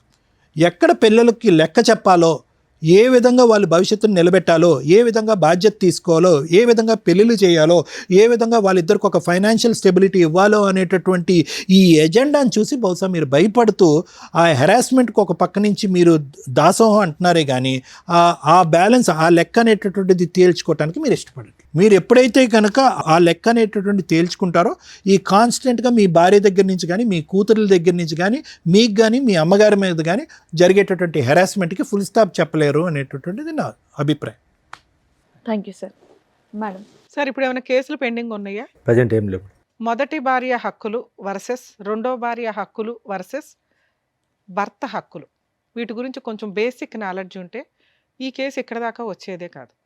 ఇక్కడ అప్రిషియేట్ చేయాల్సిన వ్యక్తి ఎవరు అంటే సెకండ్ వైఫ్. ఎందుకు అంటే ఒక వ్యక్తిని నమ్మి ఆల్రెడీ ఫస్ట్ ఏదో డైవర్స్ అవుతాయి, సెకండ్ వ్యక్తిని నమ్మినప్పుడు ఏం చూసింది అంటే డైవర్స్ పేపర్ చూసింది. ఏంటి డైవర్స్ పేపర్స్? ఎక్స్పార్టీ ఆర్డర్స్ వస్తే ఆ ఆర్డర్ లీగల్గా వ్యాలిడా అంటే ఆఫ్టర్ 6 months చేసుకునే మ్యారేజ్ లీగల్గా వ్యాలిడ్. ఇప్పుడు వాళ్ళ ఫస్ట్ వైఫ్ ఛాలెంజ్ చేసి అపీల్ కోర్టులో హైకోర్టులో ప్రొసీడ్ అయితే మీరు చాలా న్యూస్ల్లో చూస్తూ ఉంటారు, డైవర్స్ కేసు పెండింగ్ ఉండగా మ్యారేజ్ వ్యాలిడ్ అని. సగం ఇన్ఫర్మేషనే మీకు తెలుసు. ఇలాంటిది వ్యాలిడ్. ఎలాంటిది? అతను ఎక్స్ పార్టీ ఆర్డర్సో ఏదో తెచ్చుకున్నాక 6 మంత్స్ దాటిపోయినాక వాళ్ళు డైవర్స్ కేసు హైకోర్టులో అప్పీల్‌కి వేసుకున్నప్పుడు, ఈ మ్యారేజ్ డిలే లేతే లోయర్ కోర్ట్‌లోనే రీఓపెన్ చేసినప్పుడు డిలే అయిపోయింది. లిమిటేషన్ అయిపోయింది. లిమిటేషన్ తర్వాత చేసుకునే మ్యారేజ్ లీగల్‌గా వ్యాలిడ్. సో, ఆ డైవర్స్ కేస్ కంటిన్యూ అవుతూనే ఉంటది. ఫైనల్‌గా జడ్జి గారు అట్లాంటి కేసుల్లో కొంత కాంపెన్సేషన్ ఆర్డర్ చేస్తారే తప్ప, ఈ సెకండ్ మ్యారేజ్ వ్యాలిడ్ కాదు అని అనరు. సో, ఎవరన్నా జెంట్స్ గాని, లేడీస్ గాని మీకు X party orders, divorce copies కనుక చూపిస్తే 6 మంత్స్ కంప్లీట్ అయిందా లేదా చూసుకొని ఆఫ్టర్ 6 మంత్స్ మ్యారేజ్ చేసుకోండి. అది లీగల్‌గా వ్యాలిడ్. ఫస్ట్ వైఫ్ కానీ, ఫస్ట్ హస్బెండ్ గాని ఫైటింగ్ చేస్తున్నా కూడా మీకు ప్రాబ్లమ్ లేదు. అవి ఫర్దర్‌గా నడుస్తూ ఉంటాయి. కానీ యూజ్ ఏముంది? ఇప్పుడు ఈ సెకండ్ వైఫ్ హరాస్మెంట్ పడుతున్నట్టు లెక్క. ఆ అమ్మాయికి వేరే ఆప్షన్ లేదు. ఇక్కడ భర్త మంచోడా, చెడ్డోడా, భర్తతో హ్యాపీనెస్ ఏముంది? ఈ మంచి చెడుల గురించి ఆలోచించడం కంటే భర్త ఉంటాడా, ఓడతాడా అనే కన్‌ఫ్యూజన్‌లోకి వెళ్ళిపోతుంది. ఎందుకంటే భర్త హ్యాపీగా లేడు. ఫైనాన్షియల్‌గా సంపాదించడం మీద కాన్సంట్రేషన్ లేదు. సెకండ్ వైఫ్‌ని బాగా చూసుకునే విధం మీద కాన్సంట్రేషన్ లేదు. నా పిల్లలు, నా ఫస్ట్ వైఫ్, మా అమ్మని తంతున్నారు, మా ఇంట్లో వాళ్ళని స్టిల్ 15 ఏళ్ల నుంచి, 20 ఏళ్ల నుంచి ఏ నస జరిగిందో అది సెకండ్ మ్యారేజ్ తర్వాత కూడా కంటిన్యూ అవుతుంది. ఒకవేళ ఎవరైనా అమ్మాయి గాని అబ్బాయిలకి పెద్ద ప్రాబ్లమ్ ఉండదులేండి. ఎందుకంటే అమ్మాయిలు అన్నీ కట్ చేసుకునే వస్తారు ప్రాపర్‌గా. అబ్బాయిల్ని ఎవరన్నా చేసుకుంటుంటే ఈవిడలాగా సఫర్ అవ్వకండి. ఫస్ట్ వైఫ్ తోటి లీగల్‌గా మిగతా లిటిగేషన్స్ అన్నీ క్లియర్ అవుతున్నాయా లేదా? ఇన్ కేస్ అవ్వకపోతే మీరు బాండ్ పేపర్సో, సేఫ్టీగా ఏదైనా ప్రాపర్టీసో రాయించుకోండి. మళ్ళీ మీ వైఫో, మీ పిల్లలో వస్తే పేగుబంధం ఎట్లాగో ఇప్పుడు ఈయనలాగా బాధపడుతూ ఉంటారు. ఆ నస మేము పడుతూ ఉండలేం కదా! మమ్మల్ని ఎందుకు విలన్‌గా చూపించటం. మీ అవసరం వాళ్ళకుంది, ఆళ్ళ అవసరం మీకుంది. సో, కాబట్టి మీకేం తక్కువైనట్టు కాదు. సెకండ్ వైఫ్ వచ్చినాక ఆ పిల్లలు రావడం, రాకపోవడం అనేది మీరు ముందుగా మాట్లాడుకుంటే ఈవిడ పడే మానసిక క్షోభ బయటికి చెప్పకుండా. పాపం ఆవిడ ఒక్క మాట మాట్లాడట్ల. అలాంటి క్షోభ పడకుండా ఉంటారు. సేఫ్ సైడ్‌లో ఉండండి. ఎక్స్ పార్టీ ఆర్డర్స్ తీసుకునేటప్పుడే ఇలాంటి వ్యక్తితోటి 6 మంత్స్ తర్వాత మ్యారేజ్ చేసుకుంటూ ఫస్ట్ వైఫ్‌తో ఫుల్ అండ్ ఫైనల్ సెటిల్మెంట్ అవ్వకపోతే నువ్వేంటి, నీ పిల్లలేంటి, మీ ఆస్తులేంటి, నాకేంటి. ఇది రాసుకొని ఒకవేళ మీ నసేదన్నా ఉంటే బయట చూసుకొని గుమ్మం లోపలికి తీసుకురావద్దు. నన్ను ఇన్వాల్వ్ చేయొద్దు. అలా సేఫ్‌గా చూసుకోగలిగితే చేసుకో, లేకపోతే ఇంకో సంబంధం చూసుకోవడం బెటర్ అండి అని క్లియర్‌గా మాట్లాడుకోండి. ఏదో అంటారు చూడు, ముందే మాట్లాడుకోవడం వల్ల 90% ప్రాబ్లమ్స్ క్లియర్ అవుతాయి. శ్వేత గారు విన్నారా? సో, మీరు ఇరుక్కుపోయారు. సో, మీలాగా కొంతమంది సఫర్ అవ్వకుండా ఉండడానికి ఈ రోజున మీరు ఇక్కడి దాకా వచ్చి మాట్లాడడం అనేది కొంత సేఫ్ సైడ్ అని నా ఉద్దేశం. First wife rights versus husband వీటి గురించి మాట్లాడదాం ఇప్పుడు. ఫస్ట్ వైఫ్ ఇద్దరు పిల్లలుండి అసలు పిల్లలున్న కేసుల్లో నిజంగా వీళ్ళిద్దరూ చాలా పాపం మూటగట్టుకున్నారు. వరస్ట్ ఆఫ్ వరస్ట్ తల్లిదండ్రులు ఏంటి అంటే ఈ రకంగా పిల్లల్ని ఫుట్బాల్ ఆడుకుంటున్నట్లు ఆడుకుంటుంటే నరకం కనిపిస్తుంది పిల్లలకి. దీని గురించి ప్రతి ఫ్యామిలీ కోర్ట్ జడ్జి సఫర్ అవుతారు. ఎందుకంటే పాపం వాళ్ళకి అర్థమైపోతూ ఉంటుంది. మాలాంటి వాళ్ళకి అర్థం అవుతూ ఉంటుంది. అరే పిల్లలు ఇంత సఫర్ అవుతారు భవిష్యత్తులో, వాళ్ళు మేబీ ఇప్పుడు చిన్నోళ్ళు అవ్వచ్చు. కానీ అమ్మ దగ్గర పెరుగుతారు 90% మన ఇండియన్ జ్యూరిస్డిక్షన్స్ ప్రకారం, రెస్పాన్సిబిలిటీస్ ప్రకారం. ఎందుకంటే స్టెప్ మదర్స్ సరిగ్గా చూడరని. అలాగే తండ్రి తను తానే చూసుకోలేక ఇంకో పెళ్లి చేసుకుంటాడు. ఇంక పిల్లల్ని ఏం చూసుకుంటాడు. 99% అలాగే ఉంటారన్న ఉద్దేశం. మెజారిటీకి ఎప్పుడు ఇంపార్టెన్సీ ఉంటుంది కాబట్టి తండ్రికి కస్టడీ అనేది ఇవ్వరు చాలా సందర్భాల్లో. ఆ కస్టడీ తీసుకుంటే ముందు అబ్బాయిని కాపాడుకోలేం. ఎందుకంటే అది కన్‌ఫ్యూజింగ్ లైఫ్ స్టైల్ అవుతది. ఉంటే ఎవరో ఒకళ్ళ దగ్గర వేరే కంట్రీలో లాగా మనం పులిహార పంచుకున్నట్టు పంచుకోవడం, నీ పిల్లలు నా పిల్లలు కలిపి మన పిల్లలతో ఆడుకుంటారనే పంచాయితీ ఉండదు. సో, తల్లికే ఇస్తారు ఎక్కువగా. ఇక తను వేరే మ్యారేజ్ చేసుకుంటదా, చేసుకోదా ఇక వాళ్ళ లైఫ్ స్టైల్ అది వేరు. ఇలాంటి కేసులో పిల్లలు తల్లి కొడుతుంటే, తిడుతుంటే, క్యారెక్టర్ గురించి ఎక్స్‌ప్లెయిన్ చేస్తుంటే తండ్రి దగ్గరికి పారిపోతూ ఉంటారు. వీళ్ళ ఫస్ట్ అమ్మాయి ఒక ఎగ్జాంపుల్. అలాగే తండ్రి ఏదన్నా చెప్తూ ఉంటే తల్లి దగ్గరికి పారిపోతారు. Perfect drama. అమ్మాయిని అంటానికే లేదు. ఆ పాపం అమ్మాయి మెంటాలిటీని ఎవరు అలా క్రియేట్ చేసింది? తల్లిదండ్రులు. నిజంగా ఇలాంటి తల్లిదండ్రులకి పాపం తగిలిద్ది. ఉంటే మీ దగ్గర పెట్టుకోండి. మీ ఎదవ డ్రామాలకి, మీ ఆస్తి పంపకాలకి, మీ మెయింటెనెన్స్‌ల కోసం పిల్లల్ని బలిపశువులను చేయొద్దు. తల్లి నువ్వు పోరాడు. ఫస్ట్ వైఫ్ ఎవరైతే తల్లి ఉంటుందో ఆస్తులు కావాలనుకుంటే నువ్వు ఒక్కదానివే పోరాడు. పిల్లల్ని నానమ్మల దగ్గరకో, తండ్రుల దగ్గరకో పంపించొద్దు. పూర్తిగా మీరే ఉంచుకుందాం అనుకుంటే. లేదా అమ్మ 5 రోజులు ఇక్కడుండు, సాటర్‌డే, సండేలు డాడీ దగ్గరికెళ్ళు, పండగలప్పుడు వెళ్ళు. ఇంతే తప్ప మీ పర్సనల్ విషయాల గురించి పిల్లలతోటి ఎద్దవ డ్రామాలు వేయొద్దు. పిల్లలు మీ దగ్గర కావాలనుకున్నప్పుడు ఫీజు కట్టుకోవాలా. ఆయన ఎందుకు కడతాడు? అంత రెస్పాన్సిబిలిటీ లేకపోతే పిల్లల్ని వదిలేసేయండి, పూర్తి కస్టడీ అతనికి ఇచ్చేయండి. ఇది లేకుండా డ్రామాలు ఆడకండి. ఇక ఈ కేసులో worst of worst husband, worst of worst father అని నా ఉద్దేశం. ఎందుకు మేడం అంత దారుణంగా మాట్లాడారు? పాపం అతను మంచిగానే ఉన్నాడుగా. బయటకే మంచి. అతని మెంటాలిటీ కరెక్ట్ కాదు. ఇలా ఉన్న వాళ్ళకి ఈ నస జీవితకాలం కంటిన్యూ అవుతుంది. ఎందుకు అంటే ఆయన ఎక్కడా కూడా ఒక ప్రాబ్లంకి పునిస్టాప్ పెట్టట్లా. వరస్ట్ కొడుకు కూడా ఇంకా దారుణం ఏంటంటే ఎందుకు ఇప్పుడు ఆయనతోటే మాట్లాడి తెలుసుకుందాం. మీలాంటి వాళ్ళని ఈ మధ్య కోర్టుల్లో చూస్తున్నాం. భార్యకి మెయింటెనెన్స్ కట్టొద్దు. నేను ఆ విషయానికి 100% సపోర్ట్ చేస్తాను. ఎందుకంటే మీ ఇద్దరు గట్టిగా 10 రోజులు కాపురాలు చేస్తారు, బయటికి వెళ్ళిపోయి మెయింటెనెన్స్లని జెంట్స్ని జలగల్లాగా పీక్కు తింటున్న మహిళలు బోలమంది ఉన్నారు. వాళ్ళు నా దృష్టిలో నేను చాలా ఇబ్బందిగా అనుకుంటాను. ఆ మాట అనటం బాగుండదు. కానీ జాబులు చేసుకోవాలా, ఇండివిజువల్గా బతకాలా, కుదిరితే ఫుల్ అండ్ ఫైనల్ సెటిల్మెంట్ చేసుకోవాలా, లేదా భర్తతో కలిసి సర్దుకుపోవాలా. భర్త ఎందుకు పోషించాలి? నువ్వు కూడా పోషించవచ్చు. చదువుకుంటున్నావు, జాబులు చేస్తున్నావు, కుటుంబాన్ని లేడీస్ కూడా పోషించవచ్చు అనేది నా ఉద్దేశం. ఎప్పుడు మంచి భర్త అయితే. మీరు ఎక్కడ మంచి భర్త? ఏమయ్యా నీ శాలరీ ఎంత అంటే, మేడం మా ఆవిడకి అక్రమ సంబంధం ఉంది అందుకే సరిగ్గా చేయలే. సరే అక్రమ సంబంధం వదిలేయచ్చు కదండి, బాబు పిల్లలు ఉన్నారు కావాలి. ఎప్పుడైతే అక్రమ సంబంధం ఉంది అన్నావో ఆవిడొద్దు మనకి. ఎందుకంటే అలాంటి క్యారెక్టర్లెస్ అనే అమ్మాయిని ఇంట్లోకి తెచ్చి నువ్వు ఏ రకంగా పడుకుంటావు, ఏ రకంగా ఇంకో పిల్లని కంటావు? నీ క్యారెక్టరే లేదు కదా. అంటే మీకు అవసరం కేసులు వేస్తే కోర్టుల చుట్టూ తిరగాల, ఏదో రకంగా అబద్ధం చెప్పి ఇంట్లోకి తెచ్చుకొని 4 రోజులు వాడేసుకొని మళ్ళీ కేసులన్నీ క్లోజ్ చేసుకున్నా మళ్ళీ పోటాడుకుందాం ఫ్రెష్గా. 2, భార్యకి మెయింటెనెన్స్ ఇవ్వకపోతే అది మీ హక్కు, నేనేం మాట్లాడను. మీకు పుట్టిన పిల్లలకి మీరు మెయింటెనెన్స్ ఇవ్వకుండా బాబ్బా జైలుకి వెళ్ళి వచ్చేసారు. ఎందుకు వదిలేయాలి మిమ్మల్ని? వాళ్ళు చేస్తున్నది 100% కరెక్ట్. మీ ఫస్ట్ వైఫ్ చేస్తున్నది 100% కరెక్ట్, వాళ్ళ బ్రదర్ చేస్తున్నది 100% కరెక్ట్. అప్పనంగా ఒక అమ్మాయిని పెళ్లి చేసుకొని ఆవిడ క్యారెక్టర్ అసాసినేషన్ చేసేసి మళ్ళీ దానికి ఒక ఎవిడెన్స్గా కూతుర్ని పెట్టుకొని ఇక ఈరోజు కూతురు పరువు కూడా తీసేశారు. ఇక్కడికి వచ్చి వాళ్ళకి ₹1 ఇవ్వకుండా, మేడం బాగా నస్తుందండి, మమ్మల్ని చంపేస్తున్నారు, మా అమ్మని మీరు మీలాంటి కొడుకు ఉండడం వల్ల మీ అమ్మ తన్నులుతుంది. మనవరాల చేతుల్లోనూ, కోడల చేతుల్లోనూ, వాళ్ళ బ్రదర్ చేతుల్లోనూ పోలీస్ స్టేషన్లకు తిరుగుతున్నారు, నర్రకం పడుతున్నారు. వీటన్నిటికీ రీజన్ ఏంటో తెలుసా? మీ బిహేవియర్. మీరు ఒక ఇంటర్ చదివో బయటకు వచ్చిన పిల్లలు కూడా ఈ రోజున 15,000 అన్న మాట నేను వినట్ల. కనీసం 20-25కి వచ్చేసరికి వాళ్ళు ఆటోమేటిక్గా 30లు 40లు సంపాదిస్తున్న సొసైటీలో మనం ఉన్నాం. మీరు స్టిల్ ఇప్పటికీ 15,000 అని చెప్తున్నారు తెలుసా? 18 మేడం. 18 చూసారా? 3,000 మీకు చాలా. ఆఫ్టర్ ఆల్ సార్ ఈరోజు మనం ఒక చోట నుంచి ఇంకో చోటకి వెళ్తే 3,000 ఈజీగా అయిపోతాయి. అలాంటి 18,000 మీరు ఎన్ని రోజుల నుంచి సంపాదిస్తున్నారో నాకు అర్థం కాల. ఈవిడికి చెప్పడానికి ఏదో జాబ్ చేసి ఉంటారు, అదే కంటిన్యూ. కానీ ఇక్కడ మీరు కరెక్ట్గా లేరు కదా, అది క్లియర్ చేసుకోవాలి ఫస్ట్. ఓకే, నన్ను ఎవరో ఒకరికి న్యాయం చేయండి. మిమ్మల్ని నమ్ముకుని ఒక అమ్మాయి వచ్చింది, ఈవిడే మీ లైఫ్. ఇంకా పిల్ల, రెండో పిల్ల, ఫస్ట్ భార్య ఇవి కాదు. ఈవిడికి ఫస్ట్ అమ్మాయికి నేను న్యాయం చేయాలా, రమ్య గారు చెప్తున్నారు. పిల్లలకి న్యాయం చేయాలా, రమ్య గారు చెప్తున్నారు.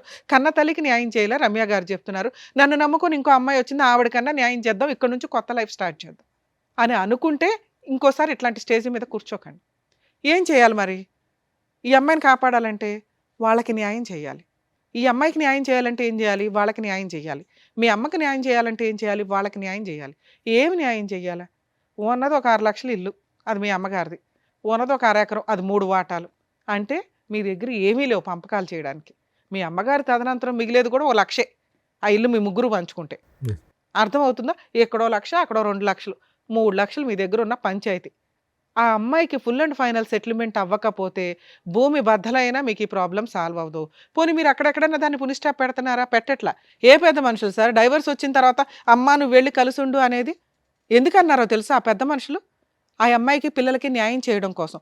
పిల్లలు ఉన్నారు కాబట్టి మీరు కలిసి ఉండండి అల్లా. పిల్లల్ని రోడ్డు మీద వేసేవరా నువ్వు? ఆ పిల్లలు ఉండడానికి షెల్టర్ కావాలని మీ ఇంట్లోకి పంపించారు అంతే తప్ప వాళ్ళు మీకు అన్యాయం చేయలేదు, ఆ అమ్మాయికి ఏమీ న్యాయం చేయలే. కానీ లీగాలిటీ ఒకటి ఉందిగా, వన్స్ డైవర్స్ వచ్చినాక ఫోర్స్ఫుల్గా మీ అమ్మగారి ఇంట్లోకి అంటే అత్తగారి ఇంట్లోకి ఫోర్స్ఫుల్గా వెళ్ళే రైట్స్ ఏ కోడలికి ఉండవు తల్లి. ఈయన మీద ప్రాపర్గా కేసులు వేసుకొని ఉంటే సరిపోయేది. ఎంత తెలివితేటలంటే వరస్ట్ ఫాదర్ అని నేను ఎందుకు అన్నానంటే, పిల్లలకి ఇవ్వాల్సిన 2 లక్షలు మీరు అరేంజ్ చేసుకోకుండా 1 మంత్ జైలుకి వెళ్ళారండి. సరే ఆ అమ్మాయికి ఇవ్వాల్సింది ఇవ్వద్దు, పిల్లలకు ఒక 50,000 సర్దుకోవాలిగా. మేడం నేను 50,000 ఇస్తానండి, వాళ్ళు మొత్తం ఏ కోర్టు కూడా మీకున్న 1,50,000 2 లక్షల ఎరియర్స్లో మేడం నేను 2 రోజులు 50,000 కడతాను అంటే ఖచ్చితంగా మీకు టైం ఇస్తారు. సరేనా 50 కట్టండి, 1 వీక్లో కట్టే అంటారు తప్ప ఎన్ని డేట్లు ఇస్తారో తెలుసా? ఎందుకంటే ఆ అమ్మాయికి పిల్లలకి న్యాయం చేయాలి. ఎందుకంటే ఎవరో అని అర్థమైపోద్ది వాళ్ళకి.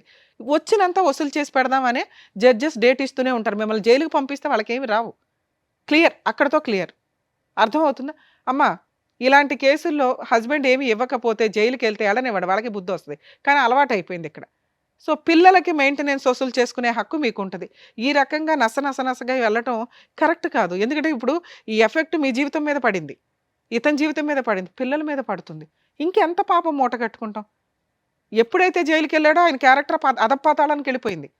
పిల్లలకి మెయింటెనెన్స్ ఇవ్వకుండా వెళ్ళిన వ్యక్తి విషయంలో పెద్ద మనుషులు కానీ కోర్టులు కానీ ఏమీ చెయ్యవు. వేస్ట్. ఇంకా అట్లాంటి వాళ్ళు ఉన్నా వేస్ట్ అనుకోండి. దయచేసి పెద్ద మాట మాట్లాడా, మీకు అర్థమైతే బెటర్. కనీసం పిల్లల్ని ఎట్లా ప్రొటెక్ట్ చేసుకోవాలి, పిల్లల్ని ఎట్లా చదివించుకోవాలి. గవర్నమెంట్ చదువులు చాలా ఉన్నాయి తల్లి, చదివించుకోండి. వాళ్ళని ఫుట్బాల్ లాగా ఆడితే రేపొద్దుట ఇవే లక్షణాలు పిల్లలకు వస్తాయి. మీలాంటివి తల్లుల దగ్గర పెరిగితే వాళ్ళు ఏం సొసైటీలో ఎలా తండ్రి అంటే ఏంటి, భర్త అంటే ఏంటి, కుటుంబం అంటే ఏంటి తెలియదు. క్రూయల్గా మారిపోతూ ఉంటారు. వాళ్ళకి వాళ్ళు ఏదో చేసుకుంటూ ఉంటారు, సర్వనాశనం అయిపోవాలి డబ్బు కోసం, అంతే. క్యారెక్టర్లే పోతాయి తల్లి, అర్థం చేసుకోండి. మీ పిల్లల కోసం మేము బాధపడుతున్నాం ఇక్కడ. మీ వైఫ్ ఎవరన్నా విని ఉంటే కనుక, ఫస్ట్ వైఫ్, తల్లి రిక్వెస్ట్ చేస్తున్నాను, ఇక వదిలేయండి ఆయన్ని. జస్ట్ కోర్టులో మెయింటెనెన్స్ కేసు ఒకటి వేసుకోండి. మీరు ఎలాగో ఇంకో పెళ్లి చేసుకోరు, ఆయన మెయింటెనెన్స్ కట్టకుండా అప్పుడప్పుడు జైలుకి వెళ్తూనే ఉంటాడు, వెళ్ళనివ్వండి చాలు. పిల్లల ఫీజులు మీరే కట్టుకోండి, ఎందుకంటే ఆయన కట్టడు. మేము ఈరోజు కట్టమని చెప్పినా కూడా ఆయనకు అర్థం కాదు, ఇక్కడ నుంచి సర్దుకొని వెళ్తాడే తప్ప. అంత పర్ఫెక్ట్ వ్యక్తి.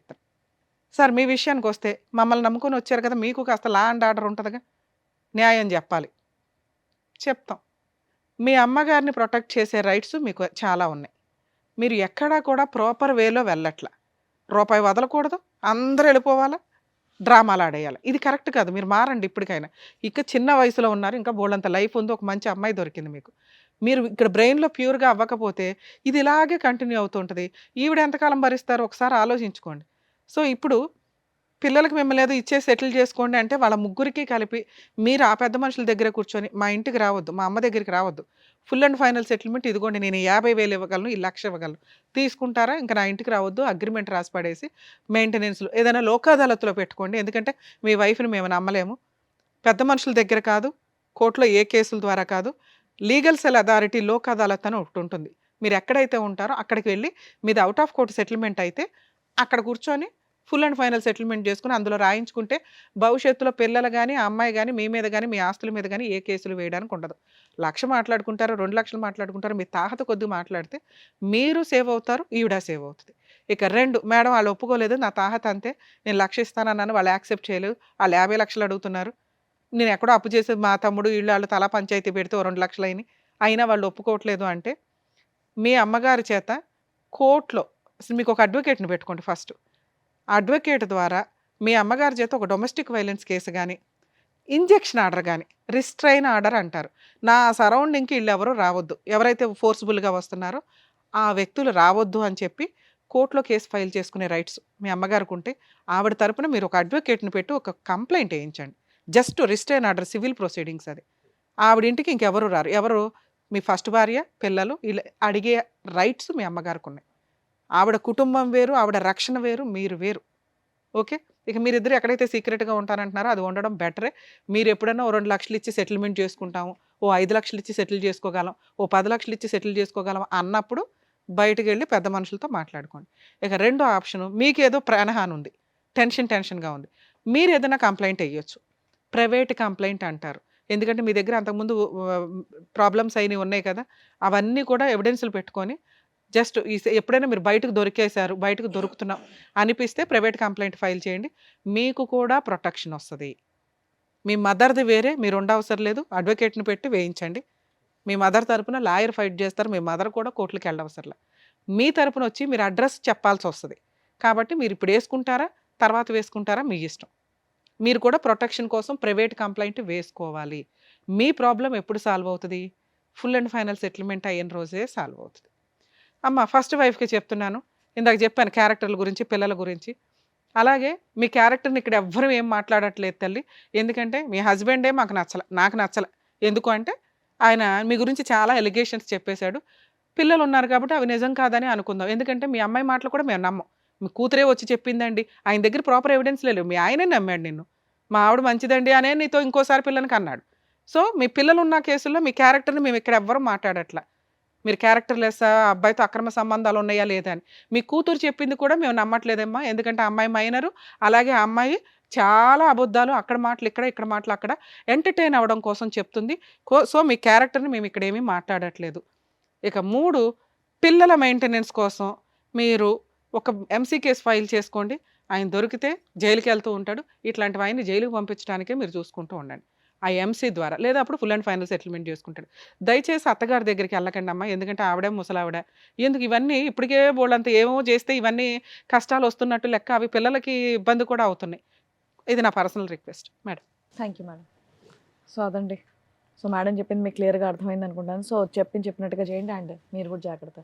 Thank you. Thank you. So thank you so much sir. Thank you so much madam. Naveen Kumar గారు ఆయన సమస్య చెప్పుకోవడానికి వచ్చారు. ఏం చేస్తే బాగుంటుందని చెప్పినందుకు థ్యాంక్ యూ సో మచ్. మరో కథతో మళ్ళీ కలుద్దాం.